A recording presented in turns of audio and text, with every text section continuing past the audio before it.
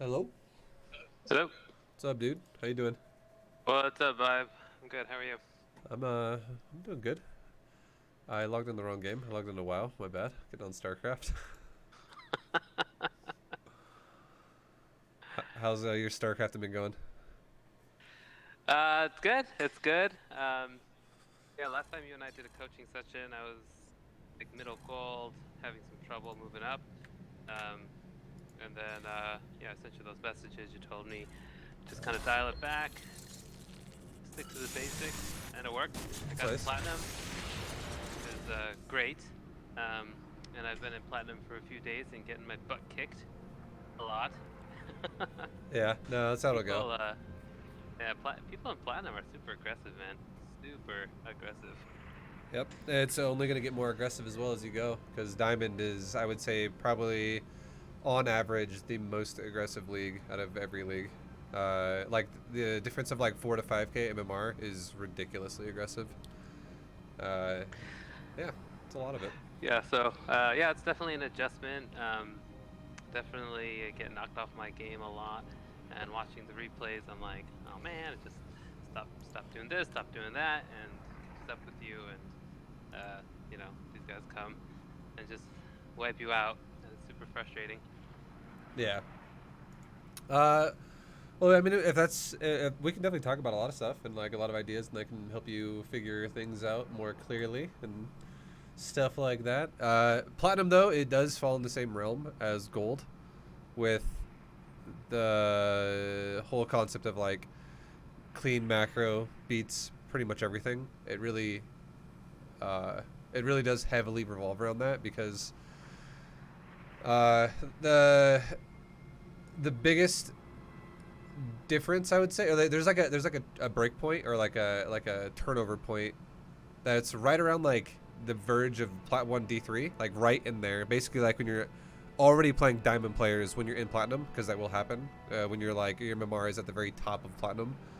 Once you get to that point, then you'll start realizing that you'll be playing people that actually have consistent proper macro. But up until that point, literally, it's so much. Even when people are aggressive, they don't macro very well behind it. So if you just can and you can figure out how to get a system or a sequence that'll do that for you, you can definitely beat a lot of those players with just the same thing repeatedly. If that makes sense. Uh, but yeah, man. So what do you have prepared for today? Do you have you have replays you want to go over today, or what are you thinking? I think I might have lost you. I don't hear you talking if you're talking at all.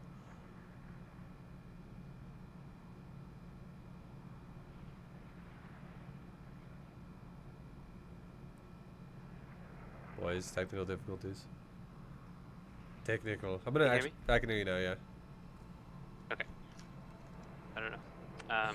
Yeah, I don't know what that was. It was just silent. Um, yeah, so I think you kind of gave me that disclaimer, like, oh, coaching sessions. I go over a lot of the stuff with B2GM and other coaching videos and stuff. And so I see that, even my previous coaching videos, I'm like, oh, you're totally going over this stuff, and this B2GM video, totally going over this stuff, and this other Gold Protoss coaching video that you did. Uh So um, yeah, I kind of wanted to ask you what you thought. Yeah, I'm still a relatively new player, and just doing my best to follow B2GM. this is the best way I could answer your question, okay? Because a lot of people they want like a lot of people want what would make the most sense for me and what would make me improve the fastest, and it's very repetitive what that is in platinum and below. But if you were someone that wanted something different, like if you were like, no, okay, Vibe, I hear you. You tell me macro is better, but I really want to learn how to micro this thing, or I want to learn how to use this composition properly. Like, if you really wanted me to break down how to use something properly, or like how that would even work, or what that would look like, we could do that. But it's really up to you, honestly. It's your coaching lesson. It's what you want. Yeah, so I think uh, just like doing like you can watch a video and understand the concept, but I think when it really comes down to the game, it's actually being in a situation and actually being able to address it and handle it. And even if you're having pressure, you're still doing all the macro stuff behind it and not getting knocked off your game. And that's just all repetition, right? It's just, yeah, if you did like a bunch of matches and you just practice, that's how you get better. So, yeah, I don't know. I mean, should last time we did like somebody hopped on and played, and that was good because I got crushed. And I mean, learned from that. if you want to do a live game again, we can try to get a live game going again. Get somebody from the stream Yeah. possibly. Or you mentioned like I could just play a ladder game, and you can just kind of see my play style and see if you notice anything that I'm doing that I should. You want me to improve. watch like your perspective from Discord? Yeah, sure. Or yeah, or I actually just played a match and I got beat. So if you think like watching the replay would be helpful. Yeah, no, that's like replays are always great. Replays are. I mean, I can definitely see your tendencies when you play a replay, or in the replay. Okay. Like, there's so like this is why a lot of times, a lot of people they always worry like, should I do a win or a loss? Like, what should I give you? And it doesn't matter what you give me because I can see how you play the game. And if you play the game in a way that's like super inefficient, I'll be able to tell within like fucking 2 minutes of it, or like 1 minute, just sort of watching what you do in the start of the game. And then every second that goes by after that, once you're actually going, I can see you making mistakes, like constantly, if you're making mistakes, because I know what standard play is supposed to look like, and I do it myself. You know what I mean? Sure. So if yeah, I mean if I watch you try to set something up in your build and it just looks completely out of order, I can tell you that, and I can tell you like, okay, well, this is a major problem for you, stuff like that. So yeah, we can look at a replay.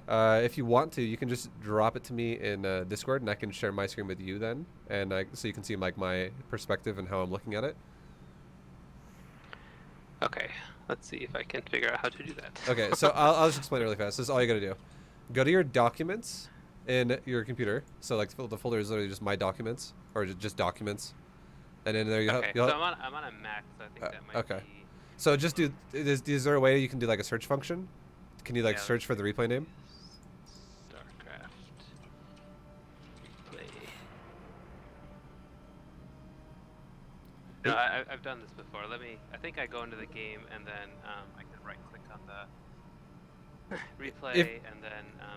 If you wanted to as well, if it makes your life easier, you can just do a watch with others replay in StarCraft 2, and we can just watch it that way. I don't really mind either way. Okay. Okay. If that way works, maybe we can just do it that way. Sure. All right. So, just go ahead and I don't know if you're in my chat right now, in my group chat thing, but if you're not, I can run you through how to do like the GM messaging thing again, really fast.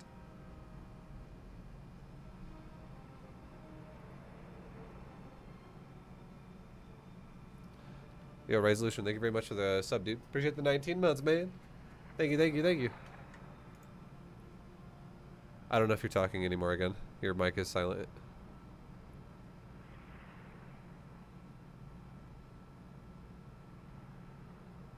But I'll run you through it really fast. I can't hear you again, Akala. Your mic is silent once again. I'll run you through what to do really fast in top right. And if you oh, there you go. Are you the Hindu? Okay, good job. I got you. All right, I will make you party lead so that you can host up. I'm just chilling. Whatever makes you comfortable. If you want to fuck with your mic, I mean, I don't mind talking to myself. It's not a big deal. Do it all the time, anyways, daily. But I know you're probably having a stress moment. You're like, what the fuck is wrong with my microphone?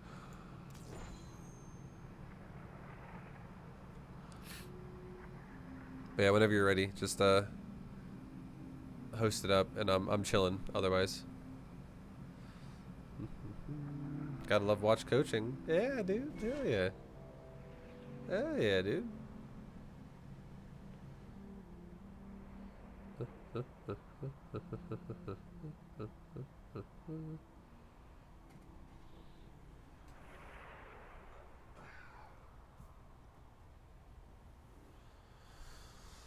Okay, well, some technical difficulties, guys. Sorry.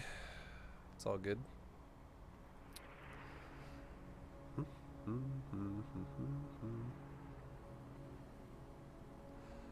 So I want to keep talking, but I also don't want to say things that while he's trying to, you know, fix shit. There, I can hear you now. I heard you make a noise. Okay, good. Okay. Are you ready? Yeah, I think it gets confused. It can't do the audio on the Discord and play StarCraft at the same time. Yeah, it's weird. I don't know.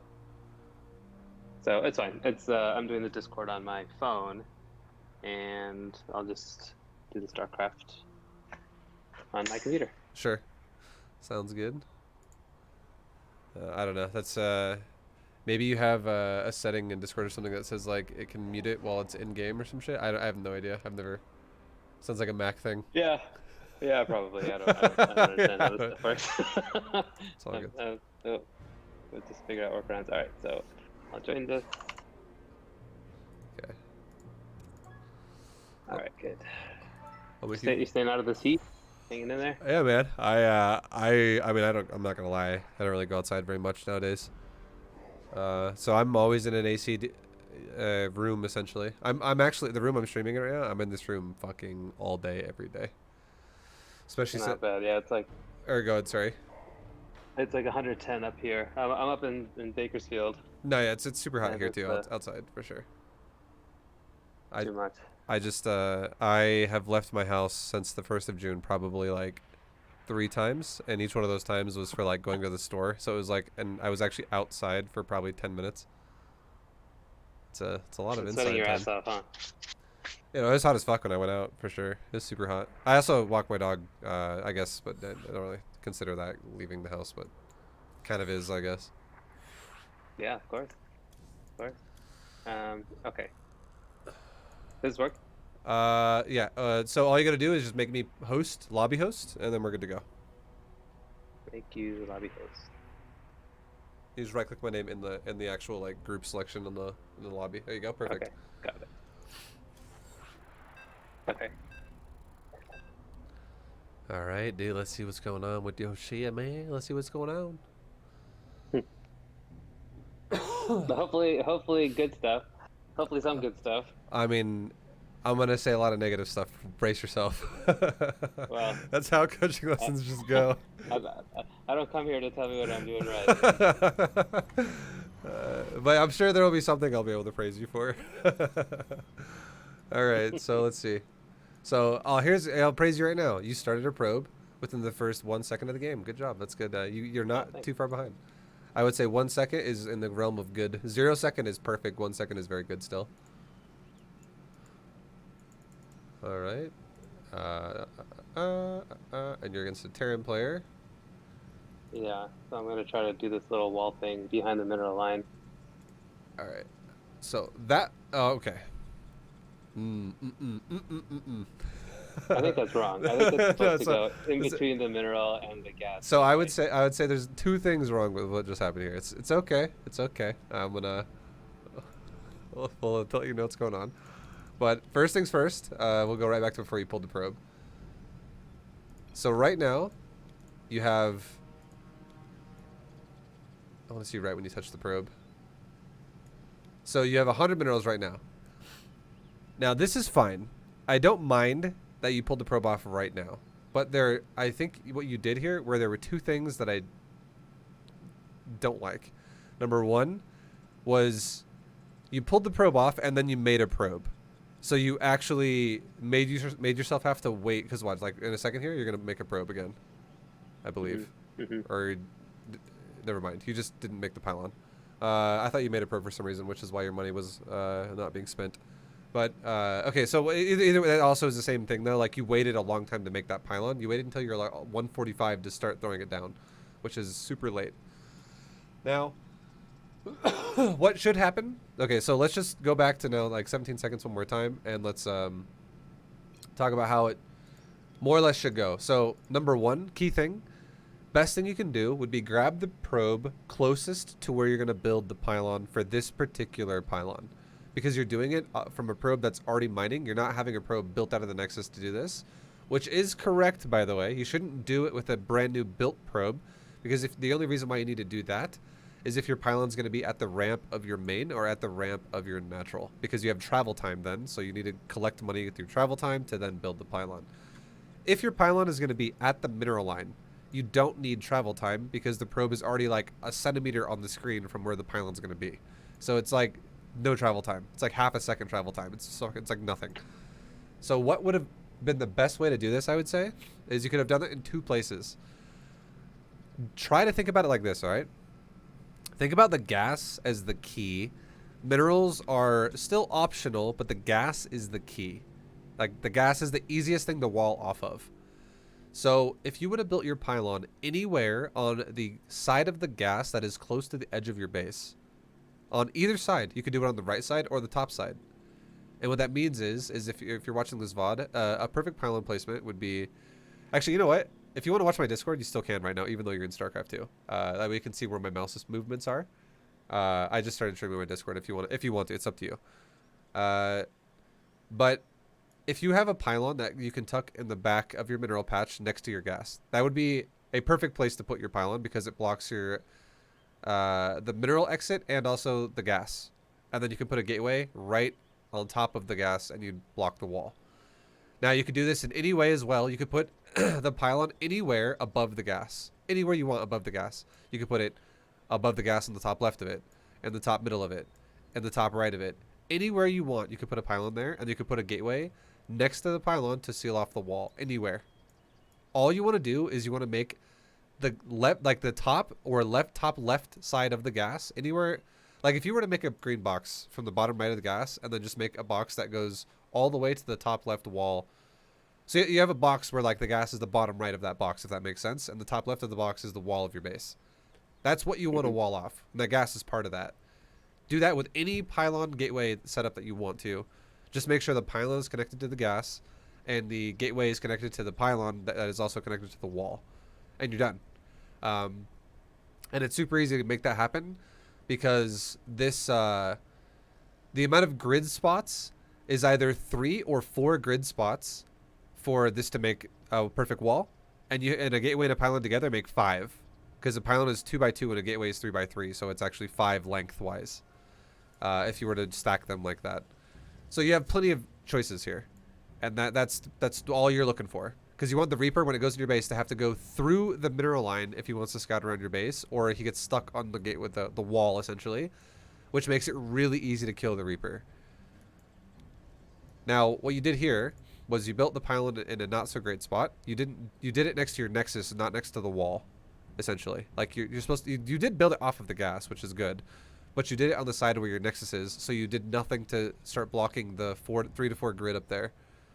You still can, but you're also now you've made this weird distortion in your mining of your gas because you put a pylon like right in the center of your gas to your nexus. So now your probes are gonna mine gas like kind of stupidly on the left side of the gas. So like if that pylon was just like a little bit above where it is, like north of where it is on the other side of the minerals touching the gas, that would be perfect. Or just straight up north of the gas would be perfect. And then again, the big thing I want you to understand is you also waited so long to build that pylon. There's 2 problems with that. Number one is you had 100 minerals and you waited till you had 145 to build it, which is just delaying you like crazy. Like if we talk about seconds, okay? Let's talk about seconds really fast, because this is a huge thing people don't really respect enough. It's even further back than this. You have the ability to make a pylon at 17 seconds. You could be making a pylon right now at 17 seconds, okay? So 17 seconds is a pylon. And you don't make a pylon until 22. So you made a pylon 5 seconds later than you should have. And this is, again, this is the kind of stuff that you will get punished for way harder than you might realize once you start playing higher level players. Like for instance, I think this turn might be doing exactly what I'm about to say, but you will start playing Terran players who every single game open Reaper, and the Reaper will run to your base and it will start killing your probes as soon as it can, because the Reaper's design is to, in the matchup, if they make a Reaper first, is to scout you and also do as much economical damage to you as possible. Because he can make a Reaper out of the barracks, whereas you can make a Stalker to defend, or an Adept to defend that out of the Cyber Core. So you have to make an extra building, whereas he doesn't. So if you miss 5 seconds like that on a pylon, This is assuming you don't even mess up the gateway and you don't even mess up the core. It guarantees already, though, that you're 5 seconds behind with your Stalker or your Adept, which is going to... That 5 seconds is enough for a Reaper to kill a probe, guaranteed. So that's like one additional probe that you have now probably killed because you've delayed this so hard. So stuff like that is very important to not mess up because there's no reason to mess it up right now because there's nothing going on in the game. All right. You're kind of putting yourself in a weird spot. And you're also gonna supply block too, with your pylon being late. All right. Okay, and that wall still does work. You have the right idea to wall correctly, but the pylon needs to definitely be a different spot, like north of the gas. Otherwise, good job on the gateway placement. That is the only place you could have put your gateway to wall that, and you did, so that's correct. Are you confident? Do you want me to talk about walls really fast, or are you confident you feel like you know what that means? You know, we went over walls last time, and so I can tell you, I'm okay with it. I think we talked about the perpendicular lines, like the horizontal, or the vertical horizontal lines that intercept through buildings, right? Yeah. You want to know a quick? Yeah, I'm okay. I like, literally like, I think this is my second time doing this wall behind the mineral line, and so I think I just need to practice doing it to like. There's a way you can sense. guarantee it'll always not be a fucked up wall if you know how to do it. It's super simple. I can explain it really fast, probably like in 30 seconds. Okay. So look at the stream really fast if you want to see this. I'm going to show you in paint, okay? Because it's really easy to see in paint. So if you have a building, let's say this building is your gateway wall, okay? And let's say on the top of your gateway, like every single box in the gateway is green, okay? If you try to build if you are building in a spot where you're like, is this going to make a wall? I can't tell. I don't know if it's going to make a wall. Maybe it will, maybe it won't.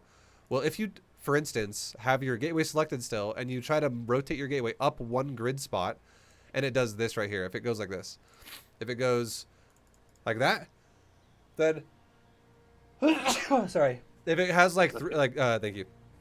If you try to like move the gateway up just by one grid spot and it's like green right above that, that is not walled. That's another opening that is going to be there, and that's going to be something that is not walled properly. And then if the difference though is if you try to move it up one spot and it's like that green red, that is now a wall. As long as there is an overlap of unbuildable terrain on something that intersects with the gateway itself, then that will work properly. However, if it looks like this, if it goes like this, where you're like, is this a wall? I don't know if this is a wall. I can't tell, blah, blah, blah. And let's say there's a red spot right there, but everything above the gateway is green. If you build like that, the only way this will work is if you shift the gateway one more spot to the right.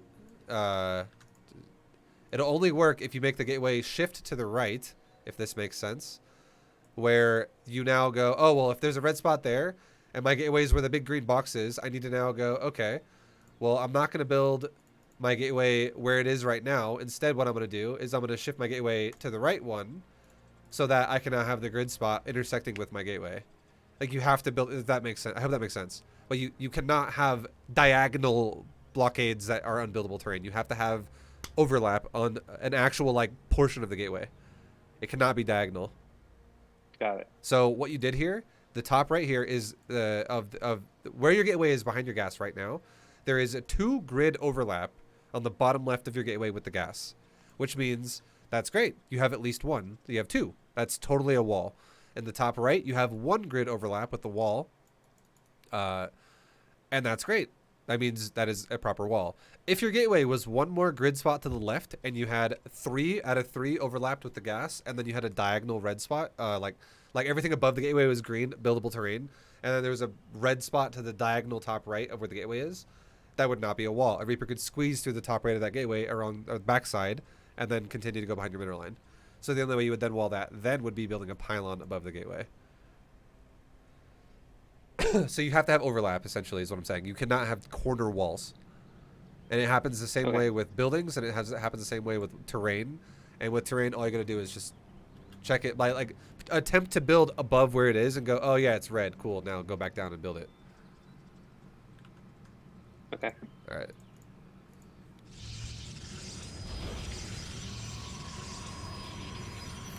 All right, make sure you're chrono boosting that Nexus. Like that chrono boost Not the worst. It was pretty late though. I would say you want to chronomiss that gateway or that nexus right after you make the gateway. Like you make the like, so for instance, going back to it just to watch your gateway. Also, check this out too. Yeah. Remember that this is important shit we need to talk about. Remember the 5 seconds we talked about? Watch this. You did it again with your gateway. Gateway could be gateway could be going down right now at 40 seconds because it's in your pylon. Your pylon's done right now, and you should have a probe already there ready to build it. And then as your probe's ready to build it, you should be instantly chronoing that nexus. So you should be doing a gateway and a chrono in your nexus at 40 seconds. Okay. And that's also it could have been 5 seconds ago because it was late, right? So we're already at 5 seconds late, and now from 40 seconds to what was your gateway thrown down?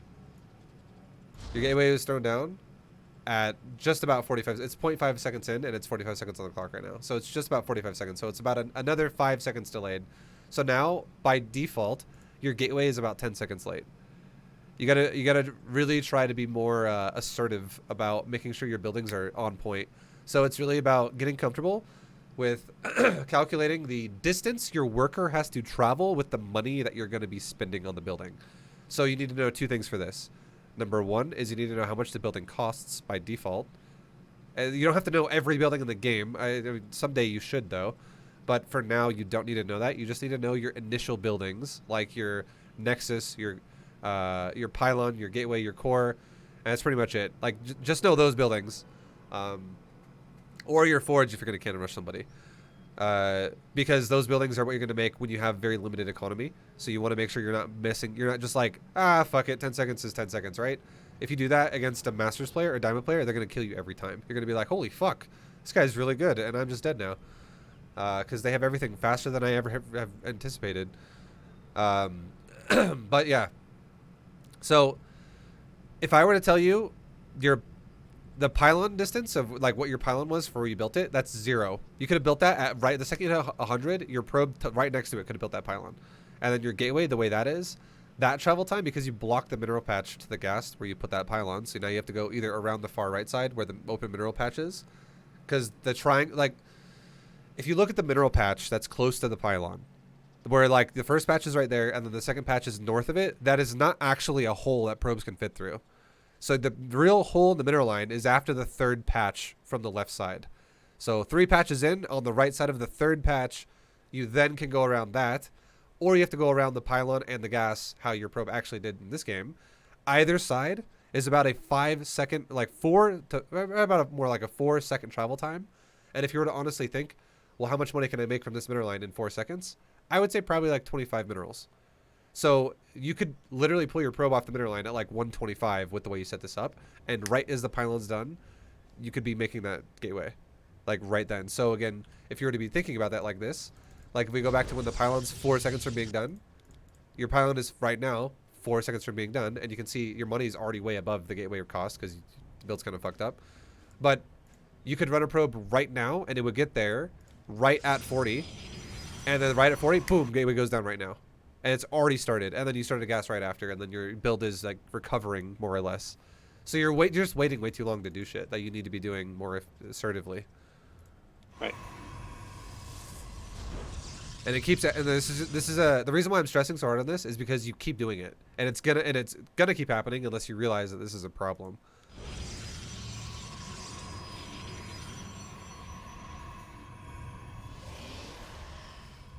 All right, and then. All right, let's talk about your scout really fast. Let's see what you're scouting.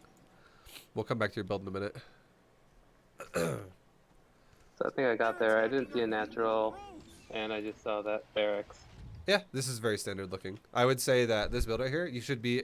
If I were playing this game, I would be like, yeah, there's most likely a Reaper coming right now, and most likely he's expanding. And the reason why that is because the Terran player right now has 1 depot. He's got 1 gateway, and he's got 1 gas. He's done the exact same things that you have. The only actual difference of what you've done to what he's done is that he actually started his orbital command, and you have not yet started your Oh my god, I'm like allergy crazy today. Sorry. You have not yet started your core, so that's the only difference in the build so far. Because an orbital command and a cyber core, it costs the same exact amount of money. So your guys' builds look like almost identical essentially right now. And then you even before as you leave, I would say it's very likely that he's gonna be taking the command center, but as you leave, he throws in the command center anyways right in your face, and then you're like, cool, I see a command center now, and yeah, now I can easily be like, all right, sick, fuck yeah. Now I know what he's doing, and it's not a question mark anymore about anything that could have possibly been random. But does that make sense? Did you feel confident about what you saw when you came into his base? But did anything not make sense? Yeah, I felt okay. Okay. Yeah, I was okay that, yeah, I saw that SCV there, so I figured I think I saw it. Yeah. Yeah, no, no, there was nothing about this that looked off. The only way I would say something looks off would be this, okay? And if you don't do this, I don't expect you to be doing this in Platinum, I'm not going to lie. But as you grow as a player, you probably will start doing this eventually, okay? But first and foremost, as you get into his base, I would say if you really want to be thorough, just take a quick glance at his second gas. You didn't actually see the second gas. And if you did see the second gas, you could have seen that if it's actually being constructed right now, you can tell it's not being mined from yet because there's no SCVs coming back to the command center with gas in their hands, which you can see. You can see the travel path, you just can't see the gas itself. But if you were to look at the gas itself, you could see, you know, oh wow, he's double gassing right now. And then it would be like, well, that SCV at the natural is just kind of faking me out. It's not actually real. And because that wouldn't make sense anymore if he was double gassing to be going command center that fast. It makes no sense at all. So scouting that gas would be like, again, it looks like he's not, but you never confirmed it, and it would have taken your probe like a millimeter to move to the left further than it did, and you would have saw the gas. Now, another thing to look at would be look at his main gas that you already do see, and you can calculate how much gas has been mined from that gas. Now, the way you can tell. Here's how the way you can tell if it makes sense or not. Okay, watch this. This is about the best thing you could expect. When you get into a Terran's base, you got here. Actually, think about it. Like, look at your base right now. Your gateway is finishing right now, and a pylon and a supply depot are very similar with the build time. A gateway and a barracks are exactly the same on build time. And if the Terran player is going to do a Reaper build, they're going to mine 50 gas as the barracks is done. So if you know how to, and so what this means is your gateway is going to finish around the same time as the Terran's barracks. It's very close. And if they're not doing a weird build, if they're doing a normal build, and what a normal build means is it is barracks, then gas. Just like yours is gateway, then gas. Like you're not going double gas and then making a gateway because you're not going for like one base proxy oracles or some shit like that, or like proxy voids. Like you're going for a gateway into a gas, which means you're playing standard. So if you know what standard play even is, you can then look at your opponent and go, okay, well his barracks must have just finished. So now, if his barracks just finished and he's doing a standard build, he should have mined 50 gas out of that gas geyser, or his gas refinery, whatever, as that barracks finishes, because that's just how Terran standard builds work. If they build the barracks right after, or the gas right after the barracks, they can mine 50 right as the barracks finishes. So what you should see is if now you calculate travel time to go, well, this barracks must have just finished because my gateway's finishing right now. I can now go into his base, and by the time I get there, maybe like 5 seconds later, he should have mined probably like 60 to 70 gas, somewhere in that range, because that would be standard. And that's exactly what happens. As you go into his base, you're like, all right, how much gas do you have? He's mined 66, or sorry, 76. So it's pretty normal. It's not out of the realm of like, what the fuck? Now, if that gas geyser, instead of saying 2174, said something like 2124 or something like that, I'd be like, all right, well, this guy's mined like 130 gas, which means that's now a discrepancy to say he clearly made a gas before he even started his barracks.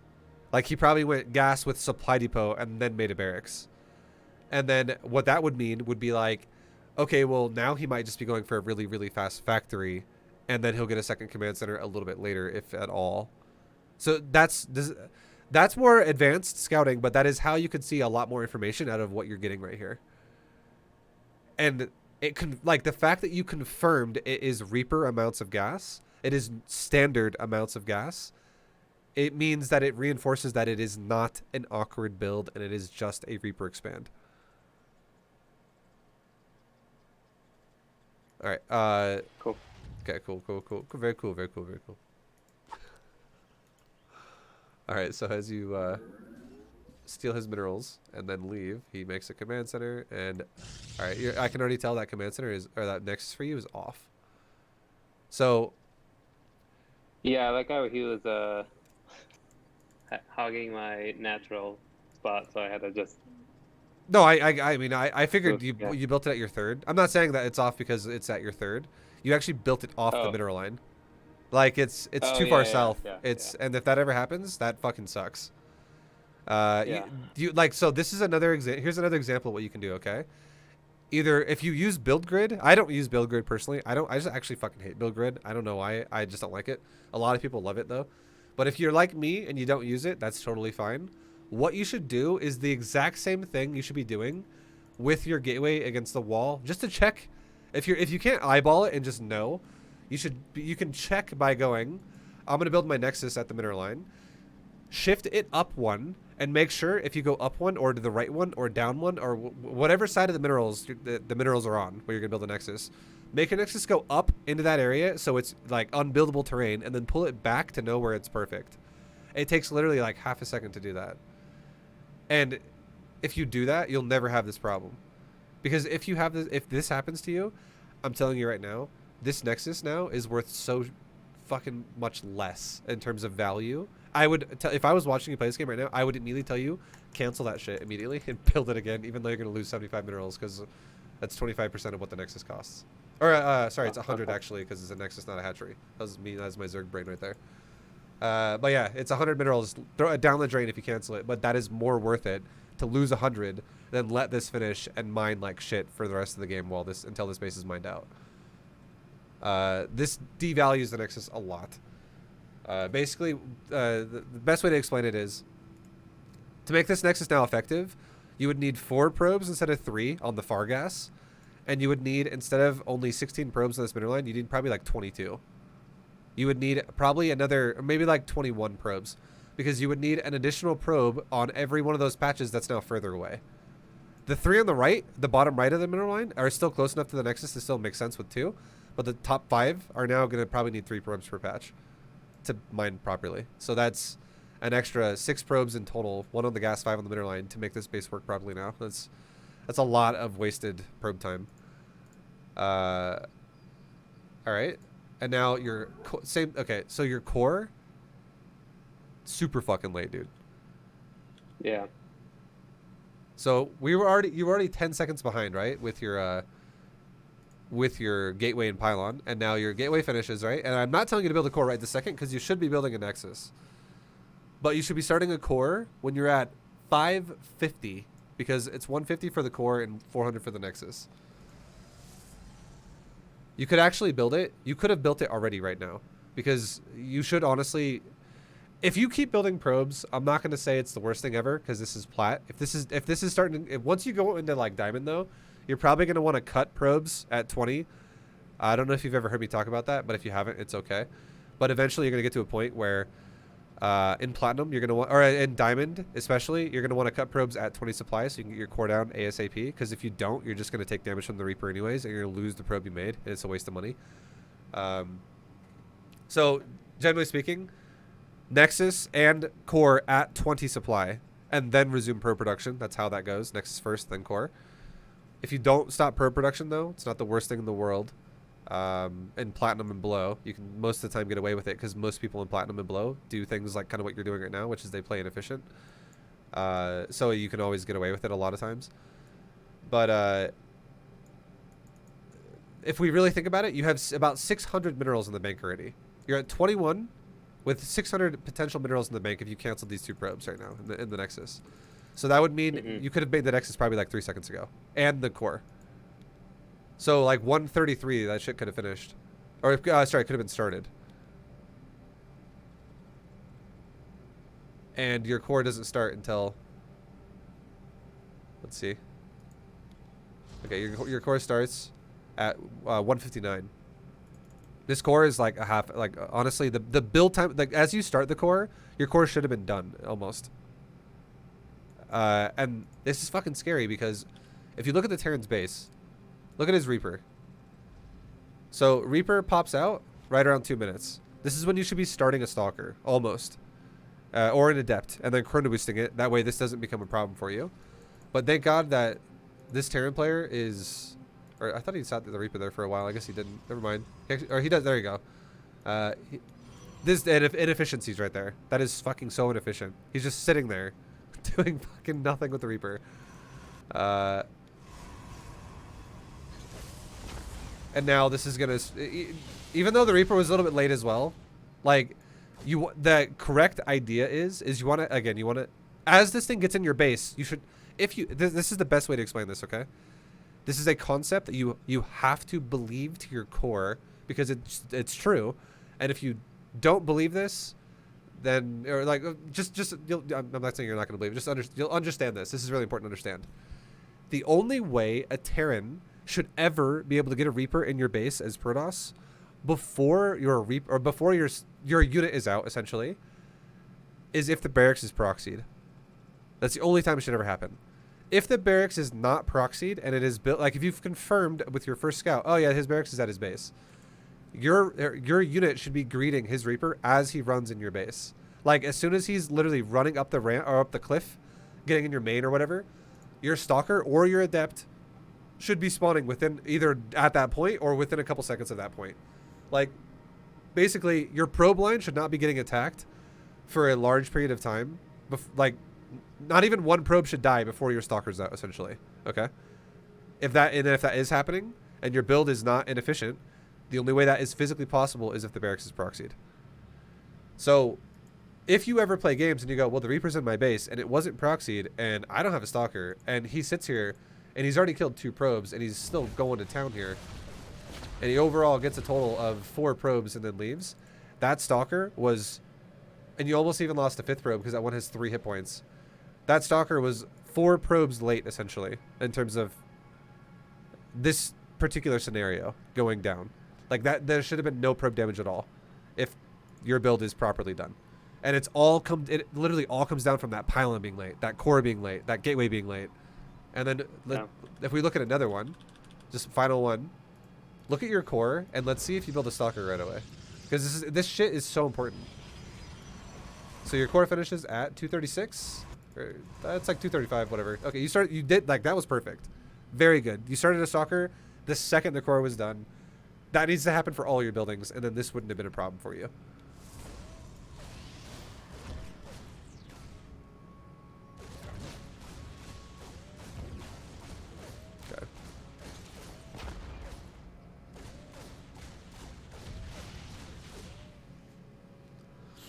All right, and then...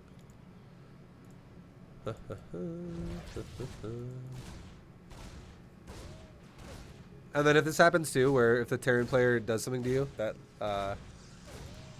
if the Terran player does something to you, okay, where he blocks you, like the engineering bay right here, what you should do... Normally what I tell you to do... This is going to be a little bit complicated, but this will make sense in a second, okay? Normally, what I would tell you to do is I would tell you normally to go for a sentry after the Stalker, and then that you're good to go, and then go back into making Stalkers. But what I would say you should honestly do instead is if this happens to you in the future, go double Stalker and then sentry. And the reason why is because your first Stalker, as soon as it's done and the Reaper goes towards where your 3rd base is, go to where the Reaper is. Your first Stalker should actually not even be attacking this engineering bay right now. It should be at your 3rd base defending your probes. Because right now, you're losing probes still. You just lost another probe, and now you're about to lose a 2nd one again. Because he killed 4 in the main, and now he's killed a 5th one now in the natural, and he's about to kill a 6th. And then he's going to kill a 7th with the probe that's on its way right now if it also doesn't get protected. So, like, this is adding up like crazy right now. So, Stalker number 1 goes to stop the Reaper at the expansion. And then if you made Stalker number 2 behind Stalker number 1, that Stalker then proceeds to defend the main base. And then you make a sentry and then resume beta GM stuff like normal. So hopefully that makes sense. And don't worry about the engineering bay. Who gives a shit about this thing? Is not important because you don't need to expand again right this second. You will want to expand eventually. I would say Stalker's after Stalker 1, 2, and then Sentry. Like your Sentry could even be killing the NG bay. And then every Stalker you make after your first 2 could, as long as the Reaper's still alive, they'll have to defend your base, the first and second Stalkers. But then every Stalker you make after that, so Stalker 3, Stalker 4, Stalker 5, these could also help kill the NG bay. And it would still die before you need to take your third base, for sure. Like very, very totally fine to make that happen. So yeah, this first Stalker just chilling up here, shooting at the NG bay while your probe's dying is definitely brutal for you. I hit A like where the Reaper was, but then he stopped at the engineering bay, so I had to redirect. No, exactly. Yeah, I get it. It's fine.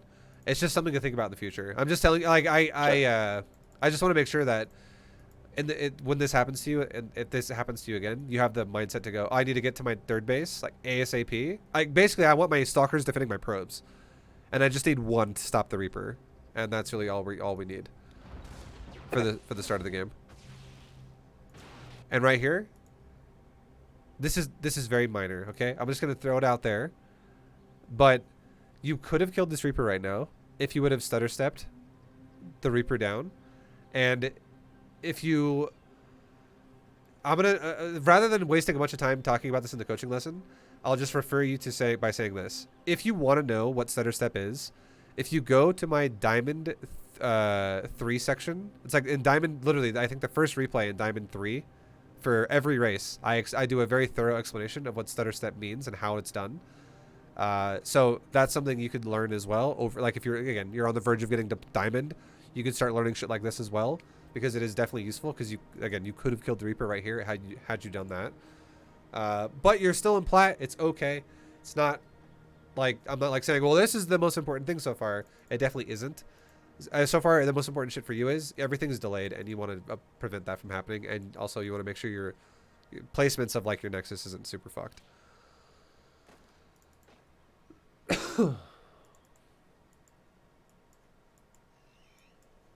Okay.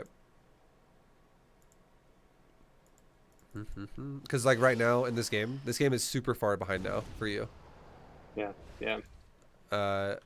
Yeah, you've lost 7 probes already on the opening Reaper, and then also again, the Nexus being off is just even more downside for you.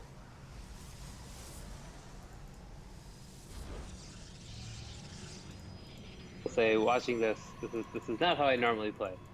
No, it's totally fine, dude. I'm making all these mistakes. I'm fucking. I'll tell you right now. Everyone knows this as well. You're not the first person that I've done this to. I'm fucking brutal on people, honestly, when I tell them what they're doing wrong. It's appropriate, yeah. Yeah, because like the only way you're gonna get better so much faster if I'm like that. So you're totally fine, dude. Right.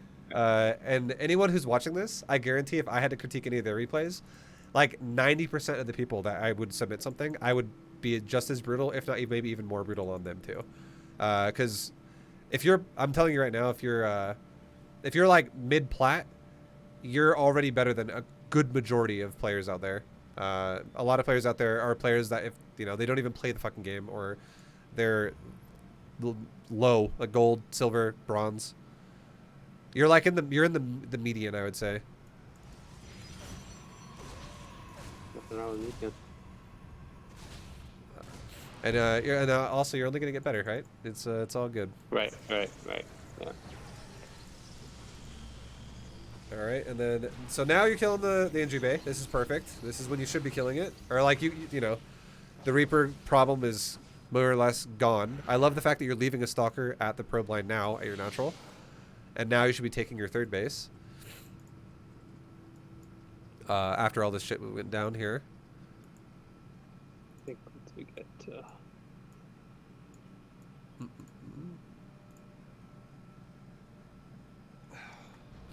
And then I don't know. It's taking me so long. No, it's okay. So Like like that guy. like right now again, all it does now is we kind of just resort back into BTGM. It's like taking your third base, Right. setting up your like keeping your buildings running with your stalkers and your immortals. Keep making probes, fill up your third base, and then you go into like your with your fourth base, your tech, and you explode your gateways, stuff like that. The only thing you're not doing at this point in the game that I want you to do in the future is, and I feel like you're not doing it because you've been frazzled from the opener of this game, is you're not using the sentry. I really want you to use hallucinated phoenix, and I want you to, because now that you're plat, I want you to scout much more. Like I think platinum is the league you really need to start ramp. Like you obviously want to keep making your macro as good as possible, but you really need to start incorporating scouting into your gameplay when you're in platinum, because you're gonna have even more to do on top of that once you get to diamond. And if you can't scout by the time you get into diamond, you're gonna have a real fucking bad time. So if you really, I would say homework for you would also be really try to keep on top of at least the first like 7 minutes of the game. That's so fucking important. Okay, like first 7 minutes is like crucial about getting your first 2 to 3 hallucinated phoenixes into the base of your opponent, because you want to see things like this right here where you're like, is he going extra production or is he going for extra economy? And then if it is extra production, what tech is it? Like, what is he going for? So like already you could know, yeah, he's going bio, and he's also going for triple racks and a factory and a starport. So 5 production buildings before taking a third base. And what this entails is that this dude, for this build to be proper, he should be aggressive. If you go 5 production buildings before you take a third base and then you sit back defensively, that literally is in the realm of super inefficient build. So this already looks like an aggressive bio build. If it's a little fucked up though, because he doesn't even have an add-on for a tech lab, and he has no add-on on the factory. But the fact that he built 5 buildings before starting a third base means it doesn't make sense if he doesn't attack you, because it's just slow. Then why not make the third base first if he's not going to attack? Which is what you're doing, which is perfect. You go 3 production buildings into a third. That is so much fucking cleaner. Because 3 production buildings into a third is going to easily catch up on, stay on par with 5 production buildings into a third if you both play defensive. Because he's going to have economy problems. It's just, yeah. That's just how it goes. Actually, I feel like I'm catching up. I have more. No, 100%. Yeah, you are out macroing this guy. Like I just looked at this guy's base and he's doing it again. For a while, he wasn't making SCVs, and he's again not making SCVs on his natural. Like he just doesn't really. He's not macroing very hard, and I think it's because he's trying to Widowmine drop you, and he's trying to be. He's one of those players that's like, fuck my macro, fuck your macro. He just wants to attack your shit all the time. He doesn't care about his own.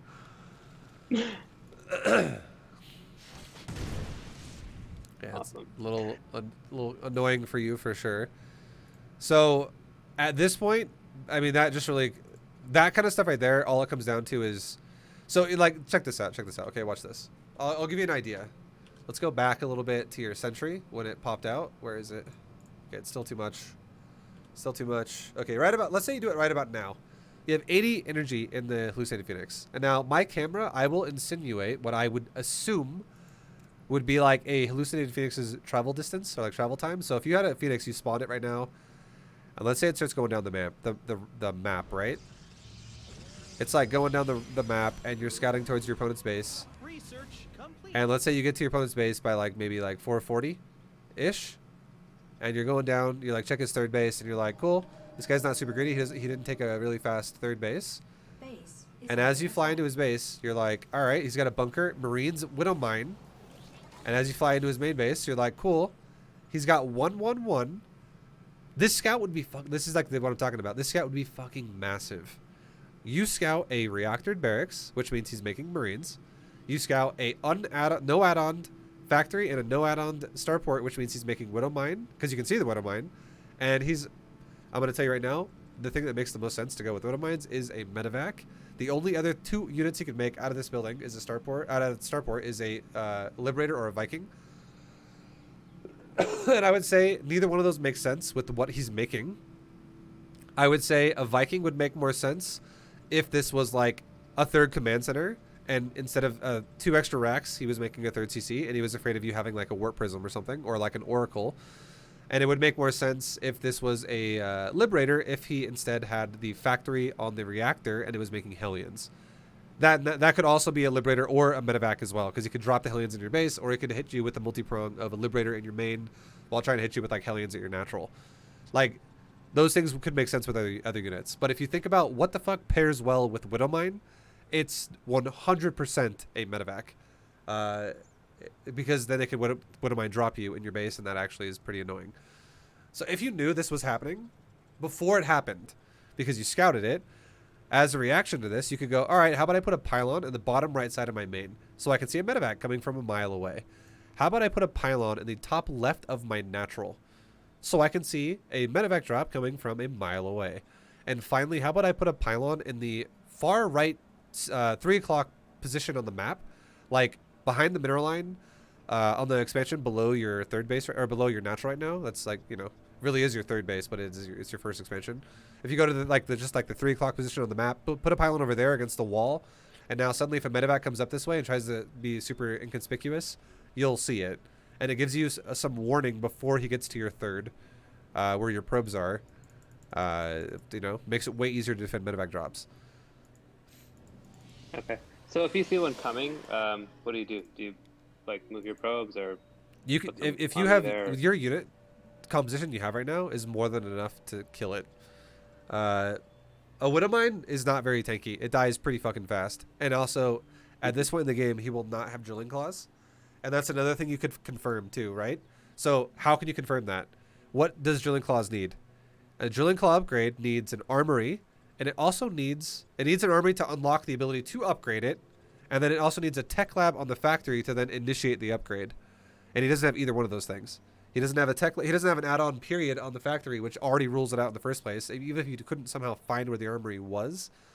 But even if there was a tech lab on the factory, you would have to see, like, with your first scout, you'd be like, oh, look at that green mist coming off of the tech lab on the factory. He's upgrading something. Then that could totally be Drilling Claws, especially if he's making Widow Mines. Then I would be like, yeah, get ready for Drilling Claw Widow Mines. And then at that point, then yeah, you might need to run the probes as well, because that shit burrows super fast. And then your probes are way more susceptible to getting killed. But if there's no Drilling Claw, it's so easy to kill it with Stalker, Mortal, Observer. Which is, by the time, like, look at what you have by the time he gets here. By the time his Medevac gets here, also you're not using the Robo. That is, we want to definitely make sure you're using the Robo, right? Macroing that shit up. But, sorry, I'm not familiar with what are Drilling Claws? So what a Drilling Claw, like this right here on the Widowmine. Drilling Claws like makes this unit yeah, it's an upgrade, yeah. It makes the Widowmine burrow ridiculously fast. And the Widowmine cannot attack something until it's burrowed.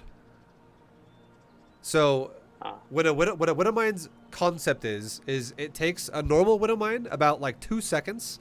It like digs its claws in the ground, and it takes about 2 seconds, and then it burrows into the ground after 2 seconds. Once it is now burrowed, it puts a target laser at a unit, whatever is within range of the Widowmine itself, and then it takes about like 1.5 seconds for it to then initiate a shot to then shoot that unit. And then that's it. That's how the Widowmine works, right? But now if you have Drilling Claws, it takes the burrow time from like 2 seconds to like 0.6 of a second. That's so fucking fast.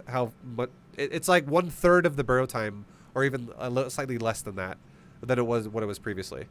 So suddenly, what could have taken almost 4 seconds for your probe to get shot at, now might only take about 2 seconds to get shot at. So it like cuts the time in half that your probes are going to get shot at, which is substantial, because if you think about how long like a Stalker's attack speed is, an Immortal, and what if he does like 2 or 3 Widow Mines at the same time?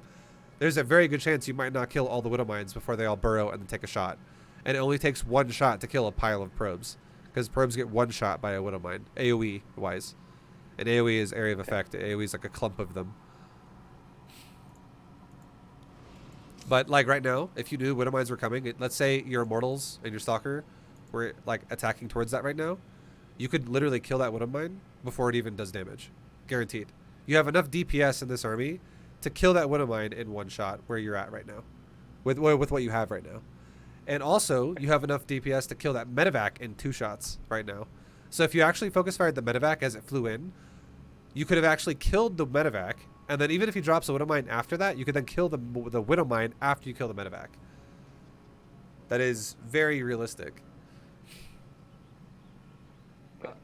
So, and then once, if the Terran player does not have an armory, the Widowmine will be visible once it shoots the probes. But if the Terran player does have an armory, the Widowmine will be cloaked forever until you have an observer.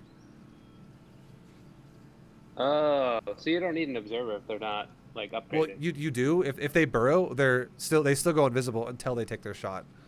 Which means the only way you're gonna make them take their shot is if they shoot something, and that means you might have to sacrifice something. You're dead. Okay. You still could micro and dodge it. Like for instance, if you had like a warp prism, you could have it shoot the unit, and then as the shot's mid-air, you could pick up the unit before it gets shot, and you could dodge the Widowmine, and then it wastes its shot. You could also have like blink. You could get it to shoot a stalker. You could blink away from it. You could have it shoot a hallucinated unit from your sentry. You could make it waste its shot in multiple ways, but I mean, where it's burrowing right now, the only thing you really could do is hallucination, and I would say that's probably not what you want to aim for right now. Just because you could have stopped it if you just watched for it, right? So yeah. Yo, Showtime, thank you for the raid, man. Holy fuck. Appreciate the super fat raid. Thank you, dude. I'm doing a coaching lesson for a Platinum Protoss right now. Because it's like annoying. I'm watching, like, I have more units in the sky, I have more probes in the sky, and, well, we'll keep watching. It just, it gets worse. No, it's all good, man. It happens, right? But yeah, I mean, this is, then now, as soon as it goes off, even if you don't have an observer here, you can still kill it right now. As you see, you can now see it still from your vision, your perspective. Right. So you want to make sure you're getting on top of that quick and getting rid of that. Because if you just kind of forget about it, it's just going to happen again and again and again and again. And then you're just going to have a problem that's going to get out of hand. And you're going to lose way more probes than it's worth. Now, also, the second this happens once, you got to be really careful. This is where minimap awareness comes from. Like, it comes into play, more or less. You got to be really careful because this, even if you somehow didn't see that medevac right there and it went now into your main base, the fact that you just got hit by a random Widowmine that did not run through your army now begs the question, how did it get there? And are other mineral lines that I have susceptible to being hit by the same thing, right? So this is something that should be your first instinct to think, okay, is my main base okay? Or is that going to happen too? And if you don't pull probes like that, it's brutal for you, right? Like that's so many more probes that just died again right there. That could have been avoidable. And this is, again, I know you're probably not used to this kind of shit because you're fresh platinum, but it's only going to happen to you more and more and more as you go higher. So having ideas in place and how to deal with it is definitely going to help you a lot. And once this happens too, I would say the easiest thing you could do, literally to make your life just like, you know, easy right now would be you just took damage in 2 spots, and it's really easy to know where you took damage after it happened. So make sure your army is like, you could just A-move the area here, A-move there, and then shift A-move towards your main. And then you could, after you shift A-move towards your main, you could then once again shift A-move towards like the front of your base again somewhere, just so your army relocates itself after it kills the Widowmines and puts itself back in like a decent spot. Because if you don't do anything about this, it's just gonna keep happening. Okay. And now your observer is probably also gonna die this time because it's with, oh no, it was actually too far away, but because of the splash radius. But this, again, it just happened again, right? And it's going to happen again in the main if you don't do anything. Also know that whenever a Widowmine shoots, it has a 21 seconds? Sorry, it's 29 seconds. It's a 29-second recharge. So you have a ton of time after it shoots to get rid of it because it's not going to go off again and again and again and again, like repeatedly, all at once. So the fact that all your units here have just been chilling the whole time, that's definitely a missed opportunity to get rid of them faster. So you let 6 shots go off from 3 Widowmines, and that definitely hurts a lot for you. I should just hit F2 to grab my whole army and send it to the different like locations to deal with it. Yeah, and another thing you can do too, I would honestly say, if you're worried about dealing with this multiple times, another thing you could do would be just whenever you're continuing to warp in units from this point on, leave army at each base just until you want to move out. Okay. It's fine. Like it's the worst thing you can let happen to yourself is just not defending your bases at all in lower leagues. And then some guy who does, like, for instance, 3 Widow Mines, he's like, wow, this killed like 32 probes or like 19 probes or some high ass number because you just are getting overwhelmed by like, holy fuck, this is crazy. There's damage in 3 locations and it's too much. But if you put units in 3 locations and just sit there because you're playing defensive anyways, the Terran player suddenly could be like, oh my god, how does this guy have shit in every spot? I cannot make an attack at all. Because, again, people's APM is very limited in lower leagues. It really is. So if you put things into a situation that makes it to where AI does the job for you rather than you always having to do the job yourself, makes it way easier. So don't be afraid to build units and leave them in multiple bases when you're in the defensive phase of the game anyways, and just let them sit there. And also a really good way to give yourself an alert to know if you're the only real vulnerability you have when you do this would be if the opponent decides to just YOLO like your third base with his entire army, and then the Terran fights a third of your army because another third is at your natural and another third is in your main. A way to combat this and make this really easy for yourself would be grab a probe and just build like a pylon, like about a screen length in front of where your exposed bases are. So put like a pylon like right here. Put a pylon like right here. Just like 2 pylons. It's so, at this point in the game, 1 or 2 pylons are so ridiculously cheap. They're not even expensive. Because you in reality could have like 60 plus probes of mining minerals right now, or mining resources right now. And if you took like this base up here, put another pylon like right there. Or somewhere like over here, like just in the open area where you can spot things coming from multiple ways. And then if it dies, that gives you time to go, oh, he's attacking my pylon. Let's select all army, get my stuff regrouped over here because he's about to do this big attack on this base. And I want to get my army together and then fight him. It gives you like a 10-second warning, essentially, which is plenty of time to get your shit grouped up together again. And also another way you can deal with it is when you're ready to move out yourself, make sure you put static D in your base. Yeah, this guy is just constantly, what am I dropping you? And does he have an armor yet? He's still, hold on. Oh, he does, okay. So yeah, like now you actually need it. Now that he has an armory, now you actually need observers to see this. But you need to react to it too, right? I'm just watching the stupid thing kill my... And honestly, again, this is platinum. It's totally fine. If you're still having problems with like, you're like, well, I try to leave my units and now they're all cloaked and this is too much. You could also try the method of literally, if your opponent shows you something that looks like he's going to be annoyingly aggressive, especially with cloaked units, just put a cannon. 1 cannon. Not mass cannons. I do not want to see, if you give me a replay again in the future, I don't want to see like 10 fucking cannons in your base. And be like, is this okay? 1 cannon in the middle of your mineral line. Just 1. 1 cannon. 1 cannon. Because if you're worried about not being in the right spot at the right time, or not having the foresight to warp in units around your base and just be there, essentially, at least the cannon will give you a decent net of defense in terms of auto attack, and an even bigger net of defense in terms of detection. Because a cannon can actually scout cloak things further than it can attack.